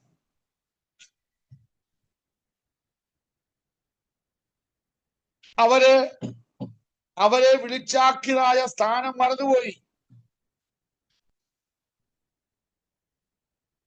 അവർക്കുണ്ടായതായ ആത്യന്തിക ലക്ഷ്യം അവർ മറന്നുപോയി. ആത്യന്തികമായിരിക്കുന്ന ലക്ഷ്യം എന്താ? അവരുടെ ആത്യന്തിക ലക്ഷ്യം സ്പിരിച്വാലിറ്റി. അവരത് മറന്നു. ഇപ്പോൾ അവര് രാഷ്ട്രീയത്തിന് മുന്നേറുകയാണ്. ഞാന് ഈ ദിവസങ്ങളിൽ ഫ്രാൻസിസ് മാർപ്പാപ്പയുടെ മരണശേഷം ഇപ്പോൾ കോൺക്ലേവ് നടന്നുകൊണ്ടിരിക്കുക, പുതിയ പോപ്പിനെ തെരഞ്ഞെടുക്കാനുള്ളതായ കാര്യം നടന്നുകൊണ്ടിരിക്കുക, അല്ലേ? നിങ്ങൾ നോക്കിക്കേ, എത്ര മനോഹരമായിരിക്കുന്നു. പോപ്പിനെ തെരഞ്ഞെടുക്കുന്നതിന് മുമ്പ് അവരെല്ലാവരും കൂടി സിക്സ്റ്റൻ ചാപ്പലില് അവർ കൂടി വന്ന് കുർബാന നടത്തി, ദിവ്യ ബലി നടത്തി. അത് കഴിഞ്ഞിട്ട് അവര് 16 ചാപ്പലിൽ കയറിയിട്ട് ആ മുറി അടച്ച് അവർ പ്രാർത്ഥിച്ച് പരിശുദ്ധാത്മാവിന്റെ നിയോഗപ്രകാരമുള്ളതായ ഒരുവനെ ആത്മീയ നേതൃസ്ഥാനത്തിലേക്ക് തെരഞ്ഞെടുക്കുവാനായിട്ട് അവർ പാടുപെടുന്നു. നമ്മളേതോ പാനൽ ഉണ്ടാക്കുന്നു, ആയിരക്കണക്കിന് രൂപയുടെ നോട്ടീസുകൾ അടിക്കുന്നു, ജനത്തിന് കാശ് കൊടുക്കുന്നു, പിന്നെന്തുവാ അങ്ങനെയുള്ള എല്ലാവിധമായ തരികടകളും നടത്തുന്നു, അല്ലേ? അതല്ലേ സംഭവിക്കുന്നത്. അപ്പൊ ഞാൻ പറഞ്ഞെന്താന്ന് വെച്ച് കഴിഞ്ഞാൽ, പഴയ പോലുള്ള രീതികളൊന്നും അല്ല കത്തോലിക്ക സഭയ്ക്ക്. ഇന്ന് അതെല്ലാം മാറി, ഒരുപാട് മാറ്റങ്ങൾ അവർക്ക് ഉണ്ടായിക്കഴിഞ്ഞു. പഴയകാല കത്തോലിക്ക സഭയുടെ പ്രത്യേകത എന്താണെന്ന് വെച്ച് കഴിഞ്ഞാൽ, അവരുടെ ആത്മീയ നേതൃത്വം അവർ മറന്നുപോയിട്ട് ഭൗതികത്തിനും ലൗകികമായ കാര്യങ്ങൾക്ക് വേണ്ടി പ്രാധാന്യം കൊടുത്തു. അവർ രാഷ്ട്രീയത്തിന്, അവർ സഭയുടെ ഉത്തരവാദിത്വം അവർ മറന്നു. അവർ രാഷ്ട്രീയത്തിന് പ്രാധാന്യം കൊടുത്തു. അവർ രാഷ്ട്രീയത്തിന് പ്രാധാന്യം കൊടുത്തതിന് കാരണം എന്താണെന്ന് ചോദിച്ചു കഴിഞ്ഞാൽ, അവരുടെ കുടുംബങ്ങളെ സമ്പത്തിലേക്ക് നയിക്കാൻ വേണ്ടിയായിരുന്നു.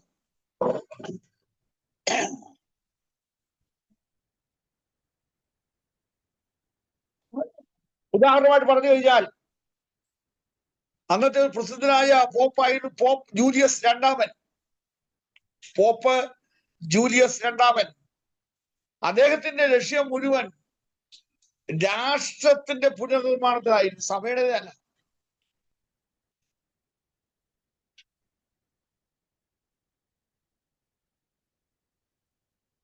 അദ്ദേഹം രാഷ്ട്രത്തിന്റെ പുരോഗതിക്ക് വേണ്ടി ഒരുപാട് അധ്വാനിപ്പാനിടയായി.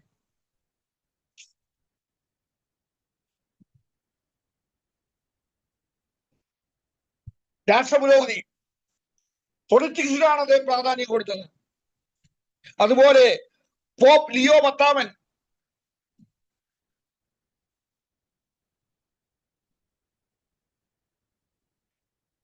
അദ്ദേഹം സഭയേക്കാൾ കൂടുതൽ പ്രാധാന്യം രാഷ്ട്രീയത്തിന് കൊടുത്തു. അവർ രാഷ്ട്രീയ മത്സരങ്ങൾക്ക് വേണ്ടിയിട്ട് പ്രാധാന്യം കൊടുക്കുവാനിടയായിത്തീർന്നു. ചുരുക്കി പറഞ്ഞാൽ ഇങ്ങനെയുള്ള പോപ്പുമാരുടെ പ്രവർത്തനങ്ങൾ കൊണ്ട് സഭ ആത്മീയമായിട്ട് അധപ്പതിക്കുകയും ജനങ്ങൾക്ക് ആത്മീയ നന്മകളൊന്നും കിട്ടാതാകുകയും ചെയ്തു.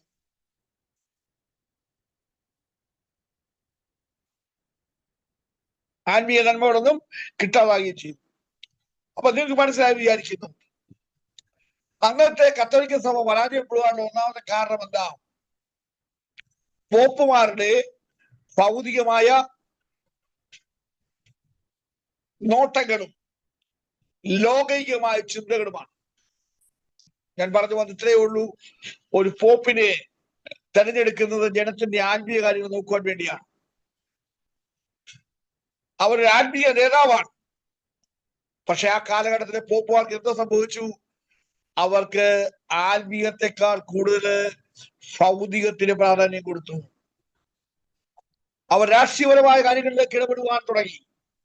ആ കാര്യങ്ങളിൽ അവർ പ്രാധാന്യം കൊടുത്ത് അവർ മുന്നേറുവാൻ തുടങ്ങി.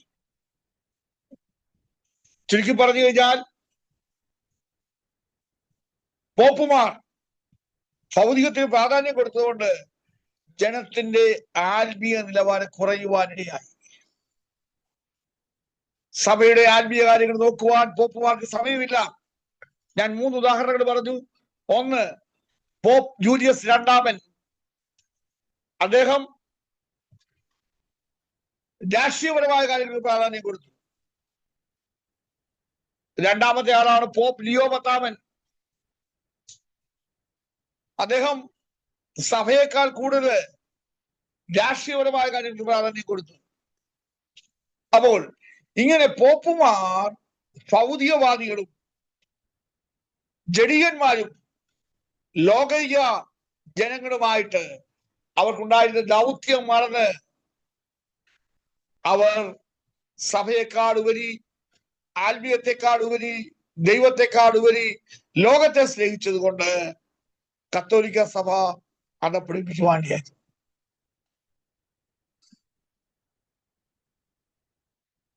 ഞാനൊരു കാര്യം പറയാം, എല്ലാവരും ശ്രദ്ധിക്കേണ്ട കാര്യമാണ്.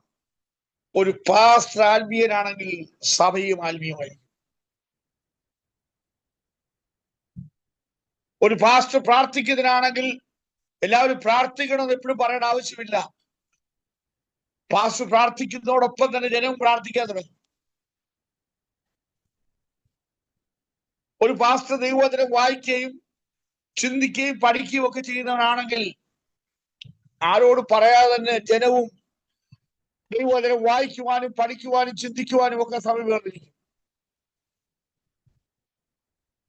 ഒരു പാസ്റ്റർ ആത്മീയ കാര്യത്തിൽ താല്പര്യം കൊടുക്കുന്നതിനാണെങ്കിൽ ആ രീതി സംഭവം മുമ്പോട്ട് പോകും. എപ്പോഴും ഓർക്കുക, നാഥൻ എങ്ങനെ ജീവിക്കുന്നുവോ, നേതാവ് എങ്ങനെ ജീവിക്കുന്നുവോ അതനുസരിച്ചായിരിക്കും അണികളുടെ പ്രവർത്തനം. ആ കാര്യം നമ്മളാരും മറന്നു പോകുവാൻ പാടില്ല. ഒന്നാമത്തെ കാരണം അതായിരുന്നു. രണ്ടാമത്തത് സ്വജനപക്ഷപാതം. സ്വജനപക്ഷപാതം, nepotism. Nepotism, NEPOTISM, nepotism. Okay, nepotism. എന്താ നെപ്പോട്ടിസം എന്ന് പറഞ്ഞു കഴിഞ്ഞാൽ, അതായത് ഒരുവൻ കത്തോലിക്ക സഭയിലെ ബിഷപ്പോ ആർച്ച് ബിഷപ്പോ കർദിനാളോ പോപ്പോ ഒക്കെ ആയിക്കഴിഞ്ഞാൽ അവർ സഭയ്ക്കല്ല പ്രാധാന്യം കൊടുക്കുന്നത്, മറിച്ച് അവരുടെ കുടുംബാംഗങ്ങൾക്ക് പ്രാധാന്യം കൊടുത്തിരുന്നു. മനസ്സിലായോ? കത്തോലിക്ക സഭയിലെ നേതൃസ്ഥാനത്തേക്ക് ഒരുവന്റെ അധികാരത്തിലേക്ക് ഒരുവൻ വന്നു കഴിഞ്ഞാൽ ബിഷപ്പായിട്ടോ ആർച്ച് ബിഷപ്പായിട്ടോ കർദിനാളായിട്ടോ പോപ്പായിട്ടോ ഒക്കെ അധികാരത്തിലേക്ക് വന്നു കഴിഞ്ഞാൽ അവൻ ആർക്കാ പ്രാധാന്യം കൊടുക്കുന്നത്? സഭയ്ക്കല്ല പ്രാധാന്യം കൊടുക്കുന്നത്. സഭയുടെ ആത്മീയത്തിനുള്ള പ്രാധാന്യം കൊടുക്കുന്നത്, സഭാജനങ്ങൾക്കല്ല പ്രാധാന്യം കൊടുക്കുന്നത്, മറിച്ച് അവന്റെ ഫാമിലിയിൽപ്പെട്ടവർക്ക് പ്രാധാന്യം കൊടുക്കുവാൻ തുടങ്ങി.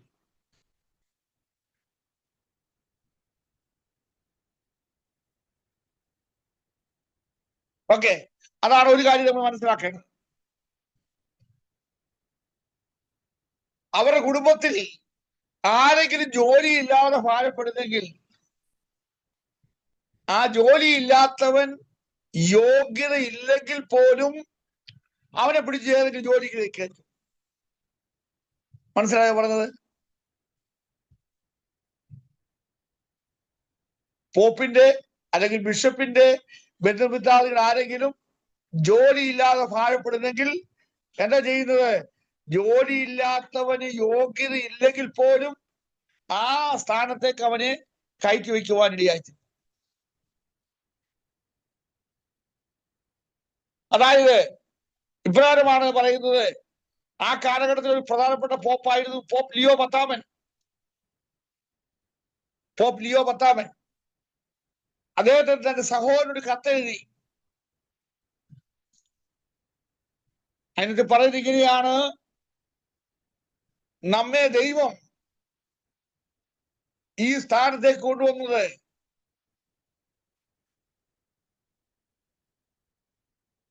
നമ്മുടെ സഹോദരങ്ങളെ രക്ഷിക്കാൻ വേണ്ടിയാണ്. മനസ്സിലായോ? അപ്പം പോപ്പ് ലിയോ പത്താമൻ തന്റെ സഹോദരനായിരിക്കുന്ന ജൂലിയസിന് ഒരു കത്തെഴുതി. ജൂലിയന് ഒരു കത്തെഴുതി. ആ കത്തിനകത്ത് പറയുക, എന്നെ ഈ സ്ഥാനത്തേക്ക് ദൈവം ഉണ്ടാക്കിയത് എന്തിനു വേണ്ടിയാ? നമ്മുടെ കുടുംബാംഗങ്ങളിൽ ആരെങ്കിലും ജോലിയില്ലാതെ ഭാരപ്പെടുന്നെങ്കിൽ, അവർക്ക് ഇതിന് ക്രമീകരണമില്ലാതിരിക്കുന്നെങ്കിൽ അവരെ കൈ പിടിച്ച് ഉയർത്തുവാൻ വേണ്ടി, ജനത്തെ സഹായിക്കാൻ വേണ്ടിയല്ല, പിന്നെന്തിനാ? കുടുംബാംഗങ്ങളെ സഹായിക്കാൻ വേണ്ടിയാണെന്നാണ് അദ്ദേഹം പറഞ്ഞത്. അതുപോലെ തന്നെ ആ കാലഘട്ടത്തിൽ ഒരു പ്രധാന പോപ്പായിരുന്നു പോപ്പ് സിക്സ്റ്റസ് നാലാമൻ. സിക്സ്റ്റസ് നാലാമൻ അദ്ദേഹത്തിന് 16 അനന്തരവന്മാരുണ്ടായിരുന്നു. 16 ഒന്ന് രണ്ടുമല്ല, 16 അനന്തരവന്മാരുണ്ടായിരുന്നു. കൂടാതെ തനിക്ക് ധാരാളം കൊച്ചുമക്കളും ഉണ്ടായിരുന്നു. എന്നാൽ ഈ സിക്സ്റ്റസ് എന്ത് ചെയ്യുന്നറിയാമോ? ഈ 16 പേര് ജോലിയില്ലാതിരുന്നു. അവർക്കെല്ലാവർക്കും അവർ അർഹതപ്പെട്ട അല്ലെങ്കിൽ പോലും അവർക്ക് ഓരോ ജോലി കൊടുത്ത് അവർ കുടുംബങ്ങളെ രക്ഷിപ്പാനിടയായി തീർന്നു. ഒന്നുകിൽ അവരെ രാഷ്ട്രത്തിന്റെ പ്രധാനപ്പെട്ടവരാക്കി തീർക്കുകയോ, അല്ലെന്നുണ്ടെങ്കിൽ എന്തെങ്കിലും ഉന്നതമായ ജോലികൾ കൊടുത്ത് അവരെ സഹായിക്കുകയോ ഒക്കെ ഈ പോപ്പ് സിക്സസ് ചെയ്യുവാനിടയായി തീർന്നു. അതായത് ദിനംതോറും കത്തോലിക്ക സഭ പഠിപ്പില്ലാത്ത, അറിവില്ലാത്ത പലരെയും കൊണ്ട് ജോലിക്ക് കയറ്റി സഭ അധപ്പതിക്കുവാനിടയായി. അതാണ് രണ്ടാമത്തെ കാരണം. നിങ്ങൾക്ക് ഏകദേശം ഒരു ഐഡിയ കിട്ടിയോ? അതായത് 2 കാരണമാണ് ഞാൻ പറഞ്ഞത്. ഒന്ന്, പോപ്പുമാരുടെ ഭൗതിക ലോകൈക ജീവിത സ്വഭാവം. ഞാൻ പറഞ്ഞു, അതിനെ വിശദീകരിച്ച് പറഞ്ഞു. അതായത് ഒരു പോപ്പിനെ ആ സ്ഥാനത്തേക്ക് കൊണ്ടുവന്നിരിക്കുന്ന സഭയുടെ ആത്മീയ കാര്യങ്ങൾ നോക്കുവാനാണ്, സഭയെ പുരോഗതിയിലേക്ക് നടത്താൻ വേണ്ടിയാണ്. അവരെ ദൈവമാക്കി വെച്ചത് സ്പിരിച്വൽ ലീഡേഴ്സ് ആയിട്ടാണ്, ആത്മീയ നേതാക്കളായിട്ടാണ്. പക്ഷെ ഇവിടെ എന്താ സംഭവിച്ചു? അവർക്ക് ആത്മീയ ഒരു വിഷയമേ അല്ല, സഭാജനങ്ങളുടെ ആത്മീയ വിഷയമേ അല്ല. അവരാകമാനം നോക്കിയത് എങ്ങനെ ഞങ്ങൾക്ക് ലൗകികമായ രീതിയിൽ ആഴപ്പെടുത്തി ജീവിക്കാൻ കഴിയും, എങ്ങനെ 10 പുത്തനുണ്ടാക്കാൻ കഴിയും എന്നുള്ളതായിരുന്നു അവരുടെ ലക്ഷ്യം. ആത്മീയ കാര്യങ്ങളെ കുറിച്ച് അവർക്ക് യാതൊരു ചിന്തയും ഇല്ലാതെ പോയി. ഇതാണ് ഒന്നാമത്തെ കാര്യം. രണ്ടാമത്തെ, സ്വജനപക്ഷപാതം. സ്വജനപക്ഷപാതം എന്ന് പറഞ്ഞു കഴിഞ്ഞാൽ ഞാൻ പറഞ്ഞല്ലോ, ഒരുവൻ ബിഷപ്പോ ആർച്ച് ബിഷപ്പോ കർദിനാളോ പോപ്പോ ആണെന്നുണ്ടെങ്കിൽ അവന്റെ ലക്ഷ്യം മുഴുവൻ ആത്മീയ കാര്യങ്ങളോ സഭയുടെ നടത്തിപ്പോ ഒന്നും ആയിരുന്നില്ല. മറിച്ച് അവന്റെ കുടുംബാംഗങ്ങളിൽ ആരെങ്കിലും ജോലിയില്ലാതിരിക്കുന്നെങ്കിൽ, ഭൗതികമായിട്ട് പുരോഗതി ഇല്ലെങ്കിൽ അവരെ വെല്ലവിധയെ കരം പിടിച്ചുയർത്തുക എന്ന ലക്ഷ്യം മാത്രമാണ് പോപ്പുമാർക്ക് ഉണ്ടായിരുന്നത്. അതിന് ഉദാഹരണങ്ങൾ ഞാൻ പറഞ്ഞു. മൂന്നാമത്, അധാർമികത, ഇമ്മോറാലിറ്റി. ഇമ്മോറാലിറ്റിയെ കുറിച്ച് പറയുമ്പോൾ ഒരുപാട് കാര്യം പറയുവാനുണ്ട്. പക്ഷെ എല്ലാം പറയുവാനും ഉത്സാഹിക്കുന്നില്ല. കത്തോലിക്ക സഭയുടെ പല പോപ്പുമാരും ആത്മീയ നേതൃത്വവും അഴിമതിയിലും അനാശാസ്യ പ്രവർത്തനങ്ങളിലും ധാർമ്മികമായിരിക്കുന്ന അധപ്പതനത്തിലൂടെയാണ് അവർ ജീവിക്കുവാനിടയായത്. ഓർക്കണം, ഒന്നുകൂടി ഞാൻ പറയാം. ആത്മീയ നേതൃത്വം, ഇടയന്മാർ എന്തിനാ പ്രാധാന്യം കൊടുത്തത്? അനാത്മീയതയ്ക്ക്, അന്ധവിശ്വാസങ്ങൾക്ക്, അനാചാരങ്ങൾക്ക്, അനാശാസ്യ പ്രവർത്തനങ്ങൾക്ക് അവർ പ്രാധാന്യം കൊടുത്തു. അധാർമികതയാണ് അവരെ നയിച്ചിരുന്നത്.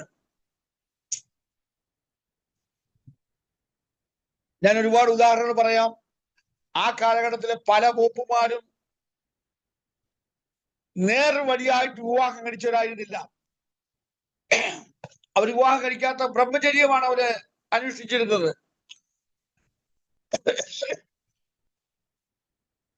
എന്നാൽ രഹസ്യമായിട്ട് അവർക്ക് വെപ്പാട്ടികളും അധാർമികമായിട്ടുണ്ടായ സ്ത്രീകളും അവർക്കുണ്ടായിരുന്നു.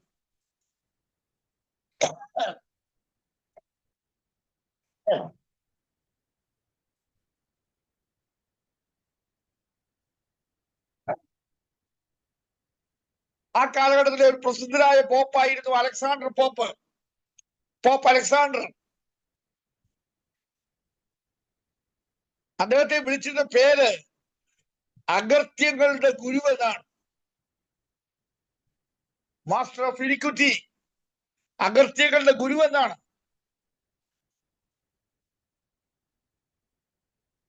അദ്ദേഹത്തിന്റെ മാത്രമല്ല, ആ കാലഘട്ടത്തിലുണ്ടായ പല പോപ്പുമാരുടെയും ധാർമ്മികത അധപ്പതിച്ചതായിരുന്നു.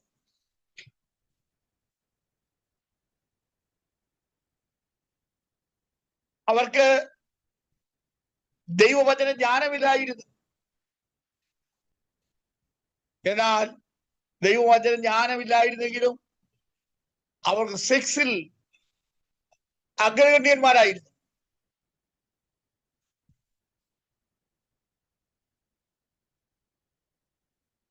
അവരുടെ ആത്മീയ ജീവിതത്തിലുള്ള അറിവില്ലായ്മയും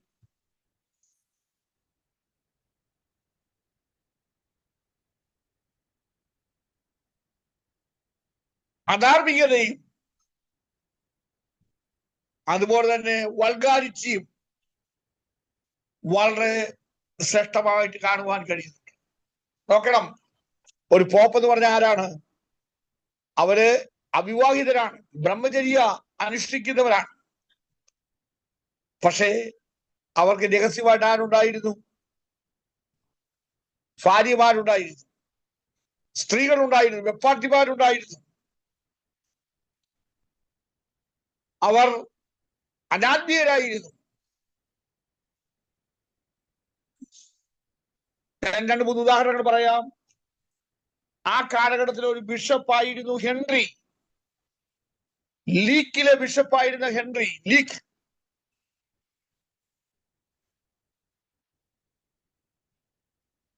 അദ്ദേഹം കന്യാസ്ത്രീകളെ വെപ്പാട്ടികളായി വെച്ചുകൊണ്ടിരുന്നു. ഒരു പരസ്യ യോഗത്തിൽ, ഒരു പരസ്യ മീറ്റിംഗിൽ പറഞ്ഞു, എനിക്ക് 22 മാസങ്ങൾക്കുള്ളിൽ 44 കുഞ്ഞുങ്ങൾ ജനിച്ചു എന്ന്. ഓ, നമുക്ക് നിങ്ങൾ ശ്രദ്ധിക്കുന്നുണ്ടോ? അലക്സാണ്ടർ, അല്ല, അദ്ദേഹത്തെ പേരെന്തുവാ? Henry, bishop of Liège. അദ്ദേഹം പറയുക എന്താ, എനിക്ക് 22 മാസങ്ങൾക്കുള്ളിൽ എത്ര മക്കളുണ്ട്? 44 മക്കളുണ്ടായിരുന്നു കന്യാസ്ത്രീകുമാരിയിലൂടെ. അതായത് 6 മാസം ഒരാൾ വീതം അദ്ദേഹത്തിന് ജനിക്കുവാനിടയായി. അതുപോലെ മറ്റൊരു പോപ്പാണ് ഇന്നസെന്റ് എട്ടാമൻ. പേര് ഇന്നസെന്റ് ആണെങ്കിൽ അദ്ദേഹം ഇന്നസെന്റ് ആയിരുന്നില്ല. അദ്ദേഹത്തിന്റെ ജീവിതത്തിൽ അധാർമികമായ സ്വഭാവത്തിന് പേര് കേട്ടവരായിരുന്നു. അംഗീകാരമില്ലാത്ത, നിയമപരമായിട്ട് കല്യാണം കഴിക്കാത്ത സ്ത്രീകളെ അദ്ദേഹം വെച്ചു പുലർത്തിയിരുന്നു. ആ വകയിൽ തനിക്ക് അംഗീകാരമില്ലാത്ത, നിയമപ്രകാരമല്ലാത്ത കുഞ്ഞുങ്ങളുണ്ടായിരുന്നു. ഇപ്രകാരമാണ് പറഞ്ഞു കേട്ടിട്ടുള്ളത്. പുസ്തകത്തിൽ വായിക്കുന്നത് അദ്ദേഹത്തിന് 16 മക്കളുണ്ടായിരുന്നു. ആർക്കാ? പോപ്പിന്. ഇന്നസെന്റ് എട്ടാമൻ അദ്ദേഹത്തിന് എത്ര മക്കളുണ്ടായിരുന്നു? 16 മക്കളുണ്ടായിട്ട് പറയുന്നു. അതുപോലെ ജൂലിയൻ എന്നറിയപ്പെടുന്ന കർദിനാളിന് അദ്ദേഹം ബ്രഹ്മചര്യം അനുഷ്ഠിച്ചിരുന്നെങ്കിലും 3 പെൺമക്കളുടെ പിതാവായിരുന്നു അയാൾ. അതുപോലെ കർദിനാൾ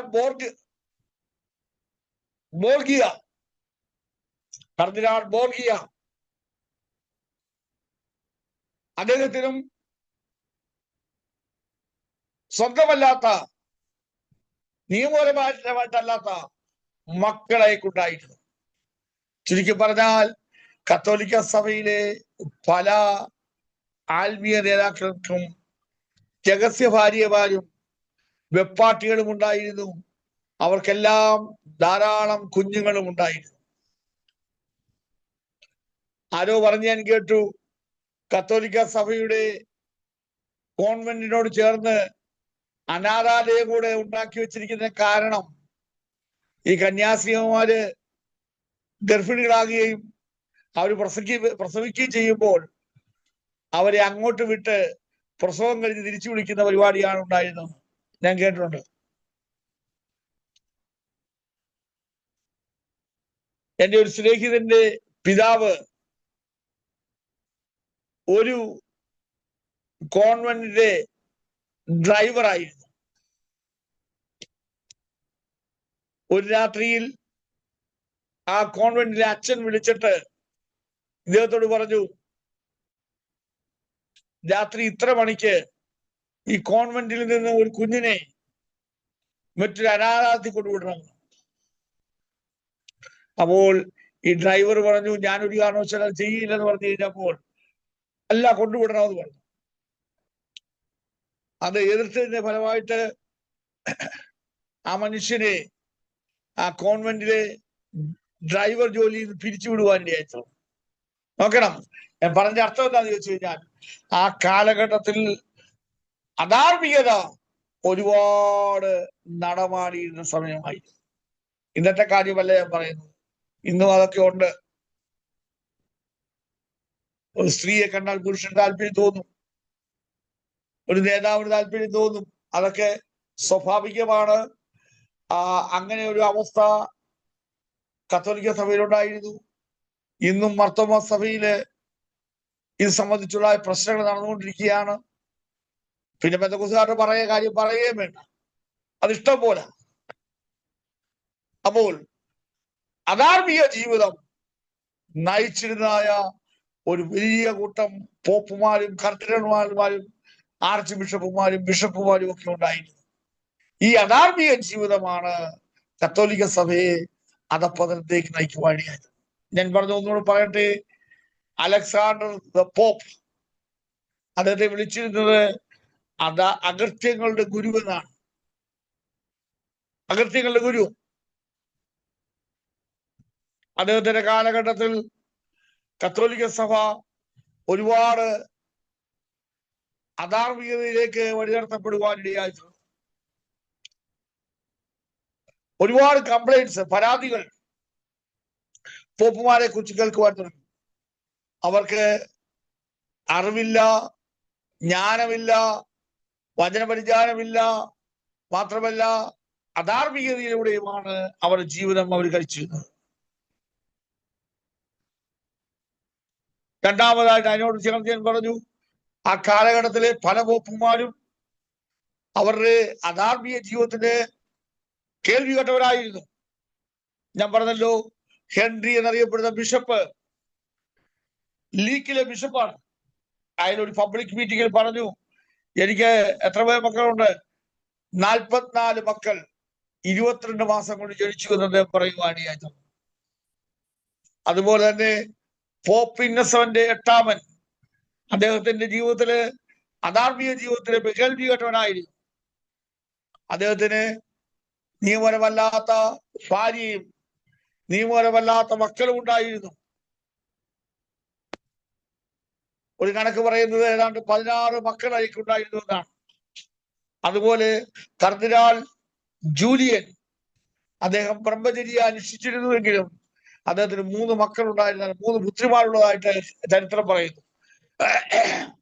കാർഡിനൽ ബോർഗി അദ്ദേഹത്തിനും അതുപോലെ തന്നെ ഒരുപാട് മക്കളുള്ളതായിട്ട് സഭാചരിത്രം പറയുന്നു.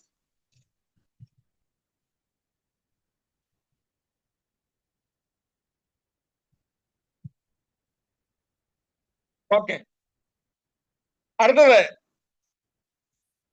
4-ാമത്തേതാണ് പ്ലൂറാലിസം. ഹലോ, നിങ്ങൾക്ക് മനസ്സിലാവുന്നുണ്ടോ? എന്തിനൊക്കെ ഞാൻ ഒന്നും അറിയുന്നില്ല. ഹലോ, കുഴപ്പമില്ല, മനസ്സിലാവുന്നുണ്ട്. മനസ്സിലാവുന്നുണ്ടോ? എല്ലാവർക്കും ഉണ്ടോ? എന്തുവാ നേടിയെടുക്കാൻ നിൽക്കുന്നുണ്ടോ? പിന്നെ നവീകരണം ആയതുകൊണ്ട് കേട്ടിങ്ങ് അങ്ങ് ഇരിക്കുന്നതേ ഉള്ളൂ, മറുപടി ഇല്ലാതെ. നവീകരണം ആയതുകൊണ്ട് അത് കേട്ടിങ്ങനെ അങ്ങ് ഇരിക്കുക. അങ്ങനെ ഒരു അർത്ഥമില്ല. നിങ്ങൾ മനസ്സിലാക്കി തന്നെ പോണം. ആ വിഷയങ്ങൾ മനസ്സിലാക്കി തന്നെ പോണം. ഞാൻ പറഞ്ഞല്ലോ, ആണ് കത്തോലിക്ക സഭയെ കുറിച്ചാണ് പറയുന്നത്. നമ്മുടെ ബന്ധക്കോസുകാർ എന്നുള്ള രീതിയിൽ ആ ഒരു നിലയിൽ നിൽക്കുക. എന്നാൽ അങ്ങനെയല്ല, നമ്മള് അവരെ കുറിച്ചുകൂടെ പഠിക്കണം, മനസ്സിലാക്കിയിരിക്കണം. ഓക്കെ, 4-ാമത് പ്ലൂറാലിസമാണ്. ബഹുവാദം എന്ന് വേണമെങ്കിൽ പറയാം. ഒരാൾക്ക് തന്നെ പല സ്ഥാനങ്ങൾ, ഒരു വ്യക്തി പല സ്ഥാനങ്ങൾ കൈകാര്യം ചെയ്യുക. അതായത് ഒരാൾക്ക് പല സ്ഥാനങ്ങൾ ഉണ്ടായിരിക്കുകയും ഒരു കാര്യങ്ങളും അവരെ കൊണ്ട് നിവർത്തിക്കുവാൻ വയ്യാത്ത രീതിയിൽ പരാജിതരാകുകയും ചെയ്യുക. ഉദാഹരണം പറഞ്ഞു കഴിഞ്ഞാൽ, ഞാന് IPCയുടെ പ്രസിഡന്റാണ്, മാവേലിക്കര ഡിസ്ട്രിക്റ്റിന്റെ മാസ്റ്ററാണ്, ബൈബിൾ കോളേജിലെ അധ്യാപകനാണ്, സംഘടനയുടെ ഡയറക്ടറാണ്, പിന്നെ ഉള്ള എല്ലാ കമ്മിറ്റിയുടെ അംഗമാണ്. ഒരു 10-15 അധികാരങ്ങൾ എന്റെ പക്കലുണ്ട്. ഈ 15 അധികാരങ്ങൾ എന്റെ പക്കലുണ്ടെന്നുള്ളതല്ലാതെ ഓരോ അധികാരങ്ങളും ഞാൻ ഭംഗിയായി ചെയ്യുന്നില്ല. ഡിസ്ട്രിക്റ്റിന്റെ കാര്യം നോക്കാൻ കഴിയുന്നില്ല, പ്രസിഡന്റ് എന്ന നിലയിൽ എനിക്ക് അത് ചെയ്യാൻ കഴിയുന്നില്ല, ബൈബിൾ കോളേജ് ഡയറക്ടർ എന്ന നിലയിൽ ഇതൊന്നും ചെയ്യാൻ കഴിയുന്നില്ല. ചുമ്മാതെ ഈ പോസ്റ്റ് ഒക്കെ ഇഷ്ടം പോലുണ്ട്. അതായത് കമ്പിയില്ലാത്ത പോസ്റ്റുകൾ, അധികാരമില്ലാത്ത, ഒന്നും ചെയ്യാൻ വയ്യാത്ത ചുമ്മാ കുറെ പോസ്റ്റുകൾ വെച്ചോണ്ട് നടക്കുക. ഞാൻ ആരാ? IPCയുടെ പ്രസിഡന്റാ. എന്റെ ആകെയുള്ള ജോലി എന്തുവാ? കുമ്പനാട് കൺവെൻഷൻ നടത്തുക, അതിൽ കൂടുതലൊന്നുമില്ല. എന്നാൽ പ്രസിഡന്റ് എന്ന നിലയിൽ IPC പ്രസ്ഥാനത്തിലെ അല്ലെങ്കിൽ ഒരു സഭയുടെ മുഴുവൻ ദൈവദാസന്മാരെ കുറിച്ച് പഠിക്കുകയും അവരെ നിയന്ത്രിക്കുകയും അവർക്ക് വേണ്ട ഉത്തേജനങ്ങൾ നൽകുകയും ചെയ്യണം. അതിന് പ്രസിഡന്റ് സമയമില്ലല്ലോ. ഡിസ്ട്രിക്ട് മാസ്റ്റർ എന്ന നിലയിൽ ഡിസ്ട്രിക്റ്റിലെ 10-25 സഭകളുണ്ടെങ്കിൽ ആ 25 സഭകളുടെ ആത്മീയ കാര്യങ്ങൾ നോക്കുവാൻ ഒരു പാസ്റ്റർക്ക് ഉത്തരവാദിത്വമുണ്ട്. പക്ഷെ ഇവിടെ സംഭവിക്കുന്നത് എന്താണ്? ആ ഉത്തരവാദിത്തങ്ങളൊന്നും നിറവേറ്റുവാൻ എന്നെക്കൊണ്ട് കഴിയുന്നില്ല. അതുപോലെ ഒരു സംഘടനയുടെ നേതാവാണ്, ആ സംഘടനയ്ക്ക് വേണ്ടി പ്രവർത്തിക്കുവാൻ എന്നെക്കൊണ്ട് കഴിയുന്നില്ല. എന്ന് പറഞ്ഞാൽ ഇഷ്ടംപോലെ പോസ്റ്റുകളുണ്ട്, പക്ഷെ ഒന്നും പ്രവർത്തിക്കുന്നില്ല. മനസ്സിലായോ? അതാണ് പ്ലൂറാലിസം എന്ന് പറയുന്നത്. പ്ലൂറാലിസം. പല സ്ഥാനങ്ങൾ ഏറ്റെടുക്കും, ഒരുപാട് ഉത്തരവാദിത്തങ്ങൾ ഏറ്റെടുക്കും, എല്ലാ ഭാരങ്ങളും വലിച്ചു തലയിൽ വയ്ക്കും. പക്ഷേ ഒരു ഭാരങ്ങളും വേണ്ടവണ്ണം നിർവഹിക്കുവാൻ, അതിന് ചുമതലകൾ നിർവഹിക്കുവാനോ അതിനുവേണ്ടി പ്രവർത്തിക്കുവാനോ അവർക്ക് കഴിയുന്നില്ല. അതാണ് ഈ പ്ലൂറാലിസം എന്ന വാക്കുകൊണ്ട് ഉദ്ദേശിക്കുന്നത്. ഇത് മനസ്സിലായോ?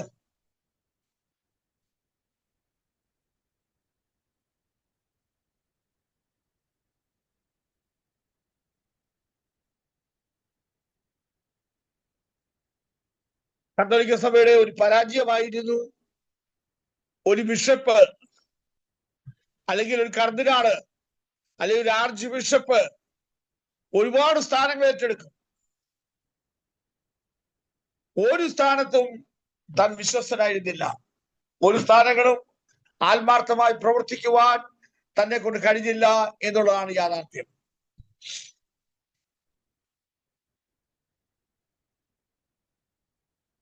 അതാണ് പ്ലൂറാലിസം എന്ന് പറയുന്നത്. അപ്പം ഞാൻ ഇപ്പോൾ 4 കാര്യങ്ങൾ നിങ്ങളോട് പറഞ്ഞു. ഒന്ന്, പോപ്പുമാരുടെ ലൗകികവും ഭൗതികവുമായ സ്വഭാവങ്ങൾ.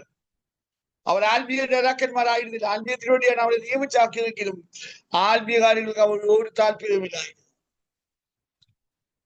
അവർ പ്രാധാന്യം കൊടുത്തതിന് വേണ്ടിയാ? രാഷ്ട്രീയത്തിനാണ്, രാഷ്ട്രീയ പ്രവർത്തനങ്ങൾക്കാണ്. അതുകൊണ്ട് ജനത്തിന് എന്ത് പറ്റി? ജനങ്ങൾക്ക് വേണ്ടവണ്ണം ഒരു ആത്മീയ പ്രചോദനവും ലഭിച്ചിരുന്നില്ല. അതാണ് ഞാൻ പറഞ്ഞത്, ഒരു പാസ്റ്റർ ആത്മീയനാണെങ്കിൽ സഭയും ആത്മീയമായി. ഒരു പാസ്റ്റർ ജഡീയനാണെങ്കിൽ ആ സഭയിലെ വിശ്വാസികൾ ജഡീയരായിരിക്കും. പാസ്റ്റർ സംസാരം മുഴുവൻ ജഡീയമായ കാര്യങ്ങളായിരിക്കും സംസാരിക്കുന്നത്. അതുപോലെ തന്നെ ആയിരിക്കും അവരുടെ വിശ്വാസികൾ. രണ്ടാമത് ഞാൻ പറഞ്ഞു, സ്വജനപക്ഷപാതം. ഒരു പോപ്പ് കർദിനാൾ അധികാരത്തിലേക്ക് വന്ന ശേഷം ജനത്തിന്റെ താല്പര്യങ്ങൾക്കല്ല അവൻ പ്രവർത്തിച്ചിരുന്നത്.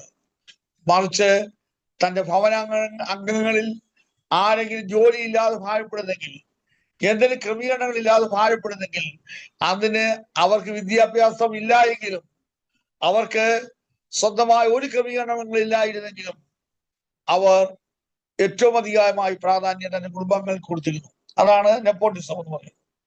മൂന്നാമത് ഇമ്മോറാലിറ്റി, അധാർമികത. പോപ്പുമാരുടെ, കർദിനാൾമാരുടെ, കത്തോലിക്ക സഭയുടെ നേതാക്കന്മാരുടെ ഒരു പരാജയമായിരുന്നു അധാർമിക സ്വഭാവം. വാക്കുകൊണ്ട് അല്ലെ പുറമേ കാണുമ്പോൾ അവർ അവിവാഹിതരാണ്, ബ്രഹ്മചര്യം അനുഷ്ഠിച്ചിരുന്നവരാണ്. എന്നാൽ ഇൻസൈഡിൽ അവർ ലോകപ്രകാരം അധാർമിക ജീവിതം നയിച്ച് ആരുടെ മുമ്പിൽ വെളിപ്പെടുത്തുവാൻ കഴിയാതെ വണ്ണമുള്ളതായ ഒരാത്മീയ ജീവിതമായിരുന്നു അവർക്ക് നയിക്കുവാനിടയായത്. അവർ ബ്രഹ്മചര്യം അനുഷ്ഠിച്ചിരുന്നെങ്കിലും അവർ തലമുറകളുള്ളതായിട്ട്, മക്കളുള്ളതായിട്ട് പല മീറ്റിങ്ങുകൾ പറയുവാനിടയായിരുന്നു. അവരിൽ പ്രധാനപ്പെട്ട ഒരാളായിരുന്നു ബിഷപ്പ് ഹെൻറി, ലീക്കിലെ ബിഷപ്പ്. അയാൾ പറഞ്ഞു, അയാൾക്ക് 44 കുഞ്ഞുങ്ങൾ 22 മാസമായി ജനിക്കുവാനിടയായി എന്ന് പറയുവാനിടയായിരുന്നു. അതുപോലെ ആ കാലഘട്ടത്തിൽ ഒരു പ്രധാനപ്പെട്ട ആളായിരുന്നു കാർഡിനൽ ജൂലിയൻ. അദ്ദേഹം ബ്രഹ്മചര്യ അനുഷ്ഠിച്ചിരുന്നു, അവിവാഹിത ജീവിതം പ്രോത്സാഹിപ്പിച്ചിരുന്നു. പക്ഷെ അദ്ദേഹത്തിന് 3 പെൺമക്കളുള്ളതായിട്ട് കേൾക്കുന്നു. അപ്പം അതായിരുന്നു കാര്യം. നാലാമത്തത് നമ്മൾ മനസ്സിലാക്കേണ്ട നാലാമത്തെ പ്രധാനപ്പെട്ട കാര്യം, ഒരാൾക്ക് പല സ്ഥാനങ്ങൾ ഉള്ളതായി കാണുന്നു. ഒരു വ്യക്തി പല പോസ്റ്റുകൾ അവരുടെ ജീവിതത്തിൽ കാത്തു സൂക്ഷിച്ചിരുന്നു. എന്നാൽ ഒരു പോസ്റ്റിലും ഒരു സ്ഥാനത്തും അവരുടെ ആത്മാർത്ഥമായ പ്രവർത്തനം ഉണ്ടായിരുന്നില്ല. കാരണം അവർക്ക് അതിന് സമയമില്ല. എന്തെല്ലാം കാര്യങ്ങൾ അവർ ചെയ്യാൻ പോണത്? അത് ഞാൻ ഉദാഹരണം പറഞ്ഞല്ലോ. ഒരുപാട് കാര്യങ്ങൾ അവർ ഇൻവോൾവ്ഡാണ്. ഒരിടത്തും അവർക്ക് സ്വയമായിട്ട് ഒരു കാര്യം ചെയ്യാൻ കഴിയുന്നില്ല. എല്ലാ സ്ഥാനങ്ങളിലും അവർ ആബ്സെന്റ് ആണ്. അവർക്ക് ഒരു കോൺട്രിബ്യൂഷൻ നടത്താൻ കഴിയുന്നില്ല. അതുകൊണ്ട് ഇവിടെ എനിക്ക് പറയുവാനുള്ള പ്രധാനപ്പെട്ട കാര്യം, നമ്മൾ ഒരുപാട് കാര്യങ്ങളൊന്നും ചെയ്തില്ലെങ്കിലും ഒന്നേ ചെയ്തിട്ടുണ്ടെങ്കിലും ആ ഒരെണ്ണം ഭംഗിയായി ചെയ്യുവാൻ നമുക്ക് കഴിയട്ടെ. ഒരു 5 മിനിറ്റ് റെസ്റ്റ് തരാം. നിങ്ങൾ പലരും നിശബ്ദരായിരിക്കുന്നതുകൊണ്ട് ക്ലാസ് അങ്ങോട്ട് ശോഭിക്കുന്നില്ലെന്ന് എനിക്ക് തോന്നുന്നു. അങ്ങോട്ട് മനസ്സിലാകുന്നില്ലെന്ന് തോന്നുന്നു.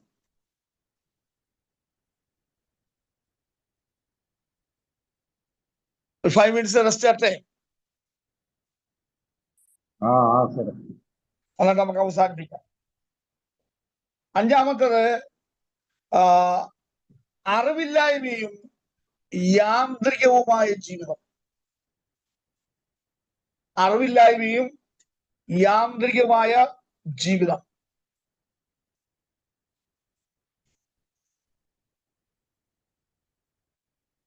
കത്തോലിക്ക സഭ, പ്രത്യേകാൽ സന്യാസി മഠങ്ങൾ ഒക്കെ അറിവില്ലായ്മയുടെ കേന്ദ്രമായി മാറ്റപ്പെട്ടു. അറിവില്ലാത്തത് കൊണ്ട് ധാരാളം അന്ധവിശ്വാസങ്ങൾ സഭയിലേക്ക് നുഴഞ്ഞു കയറുവാൻ തുടങ്ങി. വിദ്യാഭ്യാസം ജനങ്ങൾക്ക് കൊടുക്കുവാൻ അനുവാദമില്ലായിരുന്നു. അത് പുരോഹിതന്മാർക്കും ഉന്നത കുലജാതന്മാർക്കും മാത്രം അവകാശപ്പെട്ടതായിരുന്നു വിദ്യാഭ്യാസം എന്ന് പറയുന്നത്. സാധാരണ ജനങ്ങൾ പുസ്തകം വായിക്കുന്നതിനോ എഴുതുന്നതിനോ ദൈവവചനം വായിക്കുന്നതിനോ ദൈവവചനം പഠിക്കുന്നതിനോ അവർക്ക് അനുവാദം ഉണ്ടായിരുന്നില്ല. അപ്പൊ അത്ര കാര്യം മനസ്സിലായി വിശ്വസിക്കുന്നു. ഒന്നുകൂടെ ഞാൻ പറയാം, കത്തോലിക്ക സഭ, പ്രത്യേകാൽ സന്യാസ മഠങ്ങൾ അറിവില്ലായ്മയുടെ കൂടാരമായിരുന്നു. അറിവില്ലായ്മ കൊണ്ട് കൂടുതലും പ്രചരിപ്പിച്ചത് എന്താണ്? അന്ധവിശ്വാസമാണ്. വിദ്യാഭ്യാസം എന്ന് പറയുന്നത് പുരോഹിതന്മാർക്കും ഉന്നത കുലജാതന്മാർക്കും മാത്രം അവകാശപ്പെട്ടതായി തീർന്നു. സാധാരണ ജനങ്ങൾ പുസ്തകം വായിക്കുന്നതിനോ എഴുതുന്നതിനോ ദൈവവചനം വായിക്കുന്നതിനോ അത് വിശദീകരിച്ച് പഠിക്കുന്നതിനോ ഒരധികാരം അവർക്കില്ലായിരുന്നു. അവർക്കുള്ള ആകെ അധികാരം എന്ന് പറയുന്നത് പുരോഹിതൻ പുൽപ്പിറ്റിൽ നിന്നുകൊണ്ട് പ്രസംഗിക്കുന്നത് കേട്ടോണം, അത് മനസ്സിലാക്കിക്കോണം, മനസ്സിലായില്ലയോ മിണ്ടാതിരുന്നോണം, തിരിച്ചു പോയിക്കോണം. ഇതായിരുന്നു അവരുടെ ഏറ്റവും വലിയ പ്രശ്നം എന്ന് പറയുന്നത്. അപ്പൊ അറിവില്ലായ്മ. അതുപോലെ തന്നെ മറ്റൊരു കാര്യമായിരുന്നു, ഈ പുരോഹിതന്മാർ അവരുടെ ഡ്യൂട്ടികൾ ഒരു യാന്ത്രികമായിട്ടാണ് ചെയ്യുന്നത്. എന്നും ഒരുപോലത്തെ കാര്യം മാത്രം. പിതാവിനും പുത്രനും പരിശുദ്ധ റൂഹായ്ക്കും സ്തുതി എന്ന് തുടങ്ങി അവസാനിപ്പിക്കുമ്പോൾ കന്യമറിയമേ നിനക്ക് സ്തുതി എന്ന് പറഞ്ഞ് പാടി അവസാനിപ്പിക്കുക. എന്നും ഒന്ന് മാത്രം, അക്ഷരികമായിരിക്കുന്ന ആരാധന, ആത്മീയമായിരിക്കുന്ന യാതൊന്നും ജനത്തിന് കിട്ടുവാനില്ല.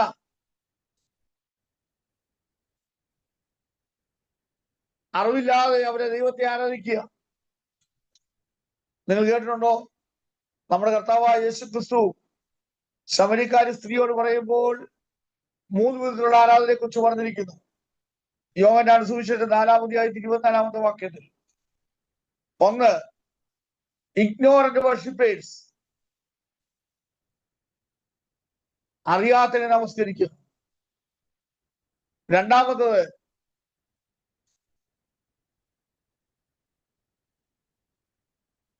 അറിവുള്ളതിനെ ആരാധിക്കുന്നു. മൂന്നാമത്, ആത്മീയമായിട്ടുള്ള ആരാധന, സ്പിരിച്വൽ വർഷിപ്പ്.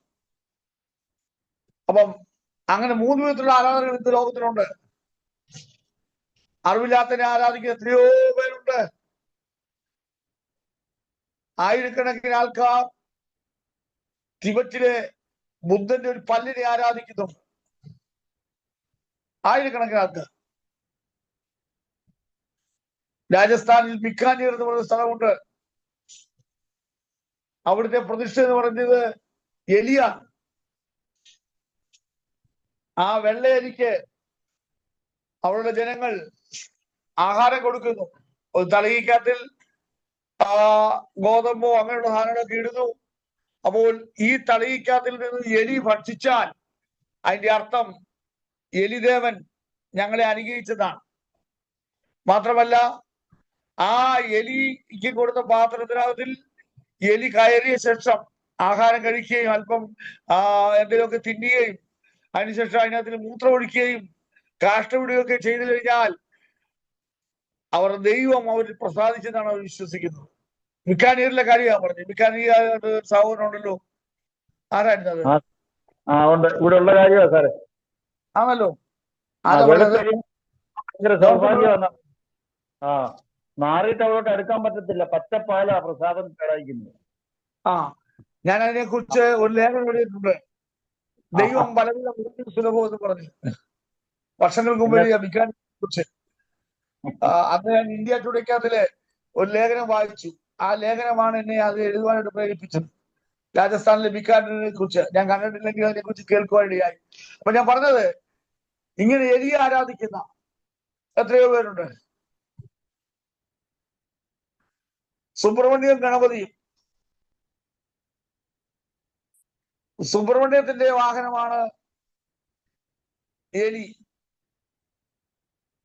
ഗണപതിയുടെ വാഹനമാണ് പാമ്പ്. ഇവർ തമ്മിൽ കണ്ടാൽ ശത്രുതയാണ്, അല്ലേ? അപ്പൊ ഞാൻ പറഞ്ഞത്, അറിവില്ലായ്മ, അന്ധവിശ്വാസങ്ങൾ ഇഷ്ടംപോലെ ഇവരുടെ ഇടയിൽ കഴിക്കുകയാണ്. നമ്മുടെ കർത്താവ് പറഞ്ഞു, ആ മലയിലുമല്ല ഈ മലയിലുമല്ല. നിങ്ങൾ അറിയാത്തതിനെ നമസ്കരിക്കുന്നു, ഞങ്ങളെ അറിയുന്നതിനെ നമസ്കരിക്കുന്നു. ഒരുവൻ ആരാധിക്കുമ്പോൾ ദൈവത്തെ ആരാധിക്കുന്നത് ആത്മാവിന്റെ സത്യത്തിൽ വേണം. 3 വിധത്തിലുള്ള ആരാധനകൾ അവിടെ കാണുന്നത്. ഇഗ്നോറന്റ് വർഷിപ്പേഴ്സ്,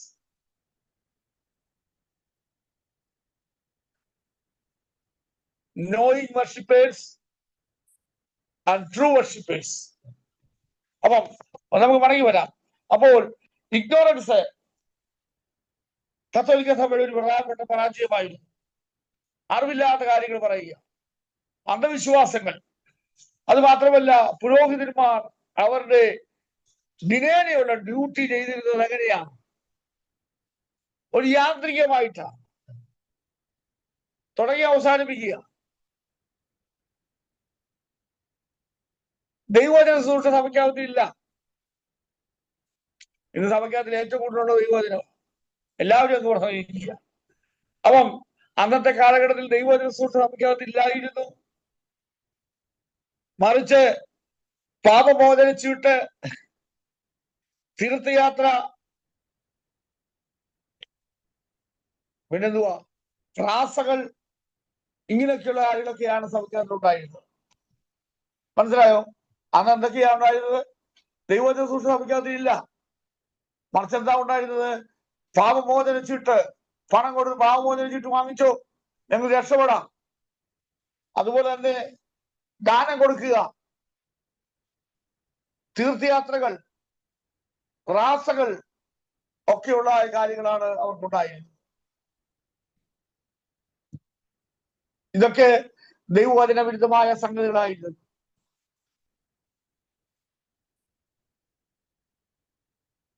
ദൈവമായിട്ട് ആത്മാവിന് യാതൊരു ബന്ധവുമില്ല. സമർപ്പണത്തിന് ഒരു വിലയും കൽപ്പിച്ചിരുന്നില്ല.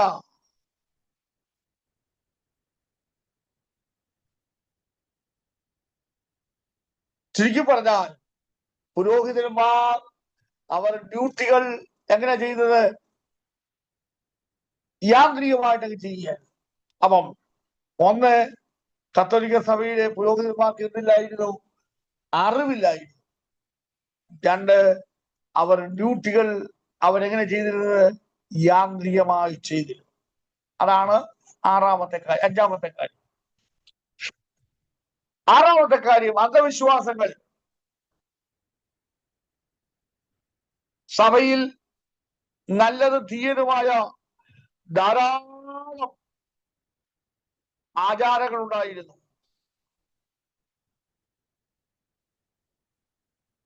അവർ മരിച്ചുപോയവരുടെ അവശിഷ്ടങ്ങളെ നമസ്കരിക്കുവാൻ തുടങ്ങി, വിശുദ്ധന്മാരെ ആരാധിക്കുവാൻ തുടങ്ങി, വിഗ്രഹങ്ങളെ ആരാധിക്കുവാൻ തുടങ്ങി. സഭയിലേക്ക് അന്ധവിശ്വാസങ്ങളും അനാചാരങ്ങളും കടന്നുകൂടി. നേരെ ദൈവത്തെ ആരാധിക്കുന്നതിന് പകരം മധ്യസ്ഥന്മാരുടെ മറവിൽ അവർ ദൈവത്തെ ആരാധിക്കുവാൻ തുടങ്ങി.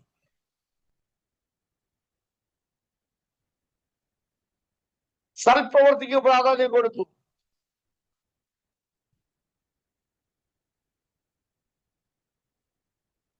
സൽപ്രവർത്തികള് നല്ലതോ തീയതോ എന്നൊന്നും അവർ നോക്കിയില്ല. ധാരാളം സൽപ്രവർത്തികൾ സഭയിലേക്ക് കുമിഞ്ഞുകൂടുവാൻ ഇടയാച്ചു. പാപമോചനം എന്നുള്ളതിനേക്കാൾ ഉപരിയായിട്ട് പണം കൊണ്ട് ദൈവപ്രസാദം നേടുവാൻ അവർ ശ്രമിച്ചു. ചുരുക്കി പറഞ്ഞാൽ അന്ധവിശ്വാസങ്ങൾ സഭയിലേക്ക് കടന്നുകൂടി. നിങ്ങൾക്കറിയാമെന്ന് ഞാൻ കരുതുന്നു. നമ്മുടെ ഇടയിൽ 1-2-3 കവിതകളുണ്ട്. അതിലൊരു കവിതയാണ്, 2 തുട്ടേകിയാൽ ചുണ്ടിൽ ചിരി വരും, തെണ്ടിയാണോ ഏവം തീർത്ത ദൈവം. 2 തുട്ട് ഏകിയാൽ ചുണ്ടിൽ ചിരി വരും, തെണ്ടിയാണോ ഏവം തീർത്ത ദൈവം. പാൽ പായസം നൽകുകിൽ സ്വർഗത്തിലേക്ക് ഉള്ള പാസ്പോർട്ട് എഴുതുവത് എന്ത് ദൈവം. കണ്ടിട്ടുണ്ടോ നിങ്ങളിത്? 2 തുട്ടേകിയാൽ ചുണ്ടിൽ ചിരി വരും, തെണ്ടിയാണോ ഏവം തീർത്ത ദൈവം. പാൽ പായസം നൽകുകിൽ സ്വർഗത്തിലേക്കുള്ള പാസ്പോർട്ട് എഴുതുവത് എന്ത് ദൈവം. വള്ളത്തോളുടെ പാട്ടാണത്. അദ്ദേഹം പറഞ്ഞ ചില പദങ്ങൾ നമുക്ക് ഏറ്റവും പ്രസിദ്ധമാണ്. അദ്ദേഹം ഒരിക്കൽ ചോദിച്ചു, എണ്ണപ്പാടങ്ങളെ സൃഷ്ടിച്ച ദൈവത്തിന് എന്തിനാ ഒരു വെണ്ണ? ജീവജാലങ്ങളെ മുഴുവൻ സൃഷ്ടിച്ച ദൈവത്തിന് എന്തിനാ ഒരു കോഴിക്കുഞ്ഞ്? സൂര്യചന്ദ്ര നക്ഷത്രാദികളെ സൃഷ്ടിച്ച ദൈവത്തിന് എന്തിനാ ഒരു മെഴുകുതിരിക്കാല്? ഞാൻ അതിനോട് ചേർന്ന് ചോദിക്കാറുണ്ട്, ഇടിവെട്ടിക്ക് ദൈവത്തിന് എന്തിനാ വെടിപൊട്ടിച്ച് പ്രസാദിപ്പിക്കുന്നത്? ചുരുക്കി പറഞ്ഞാൽ മനുഷ്യൻ പണം കൊടുത്ത് ദൈവത്തെ പ്രസാദിപ്പിക്കാൻ നോക്കുക. പാൽപായസം കൊടുത്തു കഴിഞ്ഞാൽ എന്നെ സ്വർഗത്തിലേക്ക് കയറ്റിവിടുമെന്നാണ് വിചാരിക്കുന്നത്. തെറ്റ്. ദൈവത്തിന് ഇതൊന്നും ആവശ്യമില്ല. വിശുദ്ധ വേദപുസ്തകമേ പഠിപ്പിക്കുന്നത്, കന്യയാകെ നീ ചോദിച്ചില്ല, ഭോജനയാകെ നീ ഇച്ഛിച്ചില്ല, അങ്ങനെയെങ്കിൽ ഞാൻ നൽകുമായിരുന്നു. തകർന്നു നുറുങ്ങിയിരിക്കുന്ന ഹൃദയത്തെ ദൈവമേ നീ നിരസിക്കുന്നില്ല. അതെ, ദൈവത്തിന് വേണ്ടത് നമ്മുടെ ബാഹ്യമായ എന്തെങ്കിലും കാര്യങ്ങളല്ല. പണമോ പത്രാസോ ഒന്നും ദൈവത്തിന് വിഷയമല്ല. ഇതെല്ലാം ദൈവത്തിന്റെ മക്കൾ ഇഷ്ടം പോലുണ്ട്. ഇത് വേണ്ടത് നമുക്ക് ഓരോരുത്തർക്കുമാണ്. അപ്പം ഇവിടെ 6-ാമതായിട്ട് ഞാൻ നിങ്ങളെ ഓർപ്പിക്കുവാൻ ആഗ്രഹിക്കുന്ന സൂപ്പർസ്റ്റിഷൻസ്, അന്ധവിശ്വാസങ്ങൾ. ഞാൻ പറഞ്ഞല്ലോ, കത്തോലിക്ക സഭയിൽ ധാരാളം അന്ധവിശ്വാസങ്ങൾ, നല്ലതും തീരുമായ ഒരുപാട് അന്ധവിശ്വാസങ്ങൾ കൊണ്ട് നിറയുവാനിടയായിട്ടുണ്ട്. അതുപോലെ വിശുദ്ധന്മാരുടെ അവയവങ്ങൾ, അവശിഷ്ടങ്ങൾ, വിശുദ്ധന്മാരുടെ ആരാധനകൾ, വിഗ്രഹാരാധനകൾ എല്ലാം സഭയിലേക്ക് കടന്നുകൂടുവാനിടയായിട്ടുണ്ട്. അന്ധവിശ്വാസങ്ങളും ആചാരങ്ങളും ദൈവത്തോട് നേരിട്ട് അടുക്കുന്നതിന് ഒരു തടസ്സമായി നിന്നു. ദൈവത്തെ ആത്മാവിന്റെ സത്യത്തിലും ആരാധിക്കുന്നതിന് അതൊരു തടസ്സമായി നിന്നു.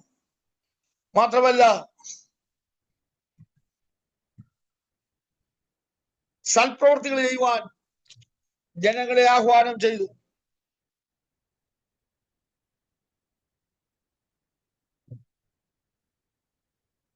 അന്നത്തെ കാലഘട്ടത്തിൽ ഇന്റലിജൻസ് അല്ലെങ്കിൽ പാവമോചന ചീട്ട് ഒരു പ്രധാന പങ്ക് വഹിച്ചു.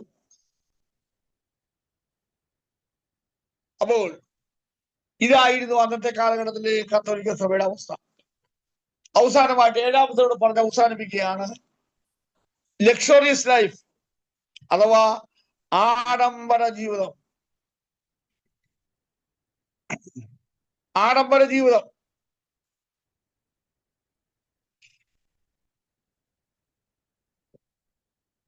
അദ്ദേഹത്തെ കത്തോലിക്ക സഭയുടെ കർദിനാൾമാര് പലരും ആഡംബര ജീവിതം നയിച്ചിരുന്നവരാണ്. അവർക്ക് കൊട്ടാര സമാനമായ ആഡംബര വീടുകൾ ഉണ്ടായിരുന്നു. ആ വീടുകളെ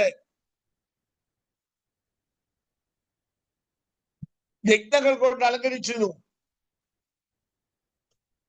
അവിടെ 100 കണക്കിന് വേലക്കാരുണ്ടായിരുന്നു.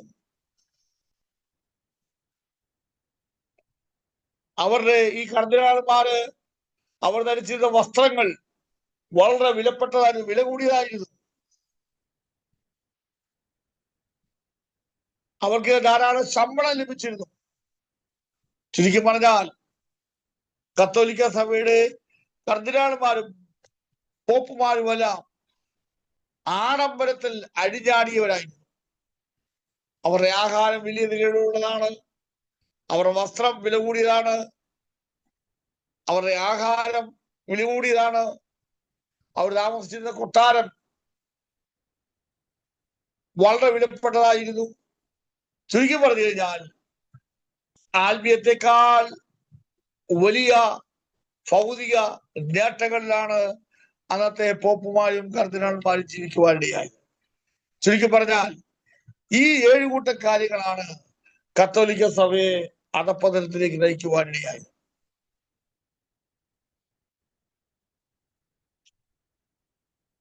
ഞാൻ പറഞ്ഞ മുന്നിൽ പറയാം. 1, കത്തോലിക്ക പുരോഹിതന്മാരുടെ പോപ്പുമാരുടെ ഭൗതിക ലോകപരമായ സ്വഭാവത്തോടുകൂടിയ ജീവിതം. 2, സ്വജനപക്ഷപാതം. 3, അധാർമിക പ്രവർത്തനങ്ങൾ.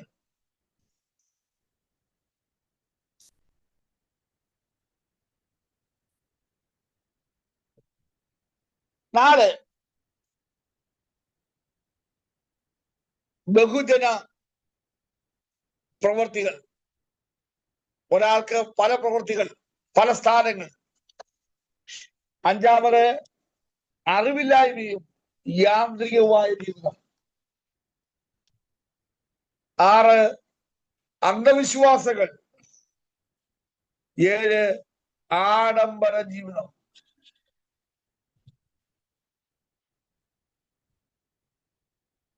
ആഡംബര ജീവിതം. ഇതാണ് കത്തോലിക്ക സഭയുടെ പരാജയത്തിലുണ്ടായതായ 7 വിധ കാരണങ്ങൾ. മധ്യകാലഘട്ടത്തിലെ കത്തോലിക്ക സഭ പരാജയപ്പെടുവാനുള്ള 7 വിധ കാരണങ്ങളാണ് ഞാൻ പറഞ്ഞത്.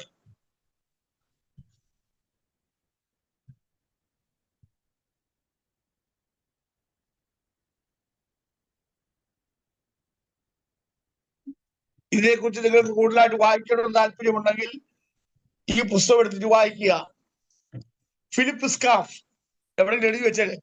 Philip സ്കാഫ്, history of the Christian church, the middle ages, volume number 6. ഈ പുസ്തകം എടുത്താൽ ഞാൻ പറഞ്ഞ കാര്യങ്ങളെല്ലാം ഒരുപാട് വിശദമായിട്ട് എഴുതിയിട്ടുണ്ട്. ഒന്നുകൂടി ഞാൻ പറയാം, നിങ്ങൾ നോട്ട് ചെയ്ത് വെക്കണം. എന്താണെന്ന് വെച്ച് കഴിഞ്ഞാൽ ആരെങ്കിലും നിങ്ങളോട് ഇതൊക്കെ നിങ്ങൾ ആരോടെങ്കിലും പ്രസംഗിക്കുമ്പോൾ ആരെങ്കിലും ചോദ്യം ചെയ്തിട്ടുണ്ടെങ്കിൽ നിങ്ങൾക്ക് ധൈര്യമായിട്ട് പറയാം, ഈ പുസ്തകത്തിലാണ് ഞാൻ എടുത്തു വയ്ക്കുന്നത് എന്ന് പറയാം. Philip സ്കാഫ്, history of the Christian church, the middle ages, volume number 6 എന്നുള്ളതാണ് ആ പുസ്തകം. ആ പുസ്തകം നിങ്ങൾ മേടിച്ച് വായിക്കുക. അതുപോലെ തന്നെ വേറൊരു പുസ്തകങ്ങളുണ്ട്. Philip സ്കാഫ്, history of the Christian church, volume number 7. ഈ 2 പുസ്തകങ്ങളിലാണ് വളരെ വിശദമായിട്ട് കത്തോലിക്ക സഭയുടെ അധപ്പതനത്തെ കുറിച്ച് വിവരിച്ചിരിക്കുന്നത്. അടുത്ത ക്ലാസ് സാറേ ഇത് മലയാള പുസ്തകമാണോ? മലയാളമാണോ ഇംഗ്ലീഷാണോ? ഇംഗ്ലീഷ് പുസ്തകം, ഇംഗ്ലീഷാണ്. അത് കിട്ടാൻ സാധ്യതയില്ല, ഔട്ട് ഓഫ് പ്രിന്റ് ആണ്. നല്ല പുസ്തകമാണ്, ഞാൻ വായിച്ചിട്ടുണ്ട്. എവിടെയും കിട്ടുന്നെങ്കിൽ മേടിച്ച് വായിക്കണം, കിട്ടുന്നെങ്കിൽ ഉപയോഗിക്കണം. അടുത്ത ക്ലാസ്സിൽ നമുക്ക് പഠിക്കുവാനുള്ളത് മാർട്ടിൻ ലൂതറിനെ കുറിച്ചാണ്. മാർട്ടിൻ ലൂതർ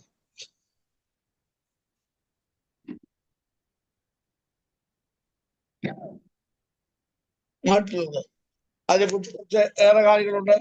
അത് പറഞ്ഞ ശേഷം നമ്മുടെ ക്ലാസ് അവസാനിക്കും. എന്തെങ്കിലും ചോദിക്കാനുണ്ടെങ്കിൽ ചോദിക്കാം, അല്ലെങ്കിൽ 2-3 മിനിറ്റുകളിൽ ക്ലാസ് അവസാനിപ്പിക്കാം. എന്തെങ്കിലും ചോദിക്കാനുണ്ടെങ്കിൽ ചോദിച്ചാട്ടെ.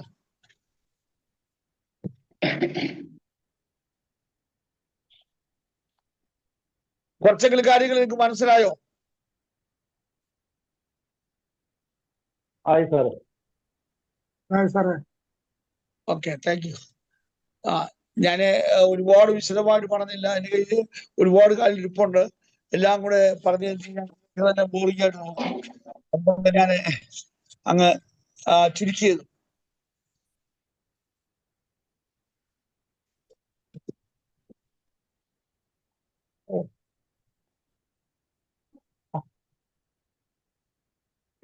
എന്താ ചോദിക്കാണെങ്കിൽ ചോദിക്കാം, ഇല്ലെങ്കിൽ അവസാനിപ്പിക്കാം.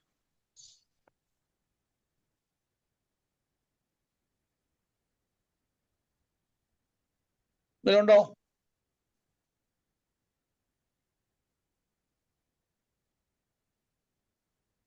ഇതല്ല, അവസാനിപ്പിക്കാം. നമുക്ക് പ്രാർത്ഥിച്ച് അവസാനിപ്പിക്കാം. പാസ്റ്റർ ജോയി ടി ആലപ്പുഴ പ്രാർത്ഥിച്ചാട്ടെ. Praise Lord, praise Lord. നമുക്ക് പ്രാർത്ഥിക്കാം. പരിശുദ്ധനായ ദൈവമേ, സ്വർഗീയ പിതാവേ, നല്ല സമയത്തിനാട് ദൈവത്തിന് സ്തോത്രം ചെയ്യാണ്. കർത്താവെ, അനുഗ്രഹപ്പെട്ട ഒരു ക്ലാസ് കൂടെ ഞങ്ങൾക്ക് തന്നതിനായി സ്തോത്രം. കർത്താവെ, വില്ലേജിലെ ചർച്ചിനെ കുറിച്ച്, കത്തോലിക്ക സഭയുടെ പ്രവർത്തനങ്ങളെ കുറിച്ചൊക്കെയും ഞങ്ങൾക്ക് ഒരിക്കൽ കൂടെ കേൾക്കുവാൻ, കർത്താവ് മനസ്സിലാക്കുവാൻ ഞങ്ങൾക്ക് കർത്താവ് സഹായിച്ചല്ലോ. അങ്ങെടുത്ത് തന്നെ കർത്താവ് ക്ലാസ്സുകൾ നയിപ്പാൻ ഇന്നും ബലപ്പെടുത്തിയല്ലോ, അനുഗ്രഹിച്ചല്ലോ. നന്ദിയോടെ വാഴ്ത്തുകയാണ്. ക്ലാസ്സിലായിരുന്ന എല്ലാ പ്രിയപ്പെട്ട ദേവാസന്മാർ, ദാസന്മാർ, കർത്താവ് സൗരങ്ങൾ എല്ലാവരും ഓർത്ത് പ്രാർത്ഥിക്കുന്നു. ഇന്നത്തെ ക്ലാസ്സും കർത്താവ് അനുഗ്രഹമാക്കി തന്നതിനായ സ്തോത്രം. ഭംഗിയായി പഠിച്ചു കർത്താവ് ഞങ്ങൾക്ക് ഞങ്ങളുടെ ജീവിതത്തിലെ ശുശ്രൂഷകൾ അത് ഏറ്റവും പ്രയോജനകരമായി തീരുവാൻ, അനേകർക്ക് പ്രയോജനകരമായി തീരുവാൻ സ്വർഗം ഇടവരുത്തണമെന്ന് പ്രാർത്ഥിക്കുന്നു. കർത്താവെ, ജീവൻ ബൈബിൾ കോളേജിനായിട്ട് പ്രാർത്ഥിക്കുന്നു. സാറിനെ ഓർക്കുന്നു. മറ്റെല്ലാ അധ്യാപകരെയും ഞങ്ങൾ ഓർത്ത് പ്രാർത്ഥിക്കുന്നു. എല്ലാവരെയും അവിടുന്ന് അനുഗ്രഹിക്കണമേ കർത്താവ്. ഈ ബൈബിൾ കോളേജിന്റെ എല്ലാ പ്രവർത്തനങ്ങളെയും കർത്താവ് അനുഗ്രഹിച്ചാട്ടെ.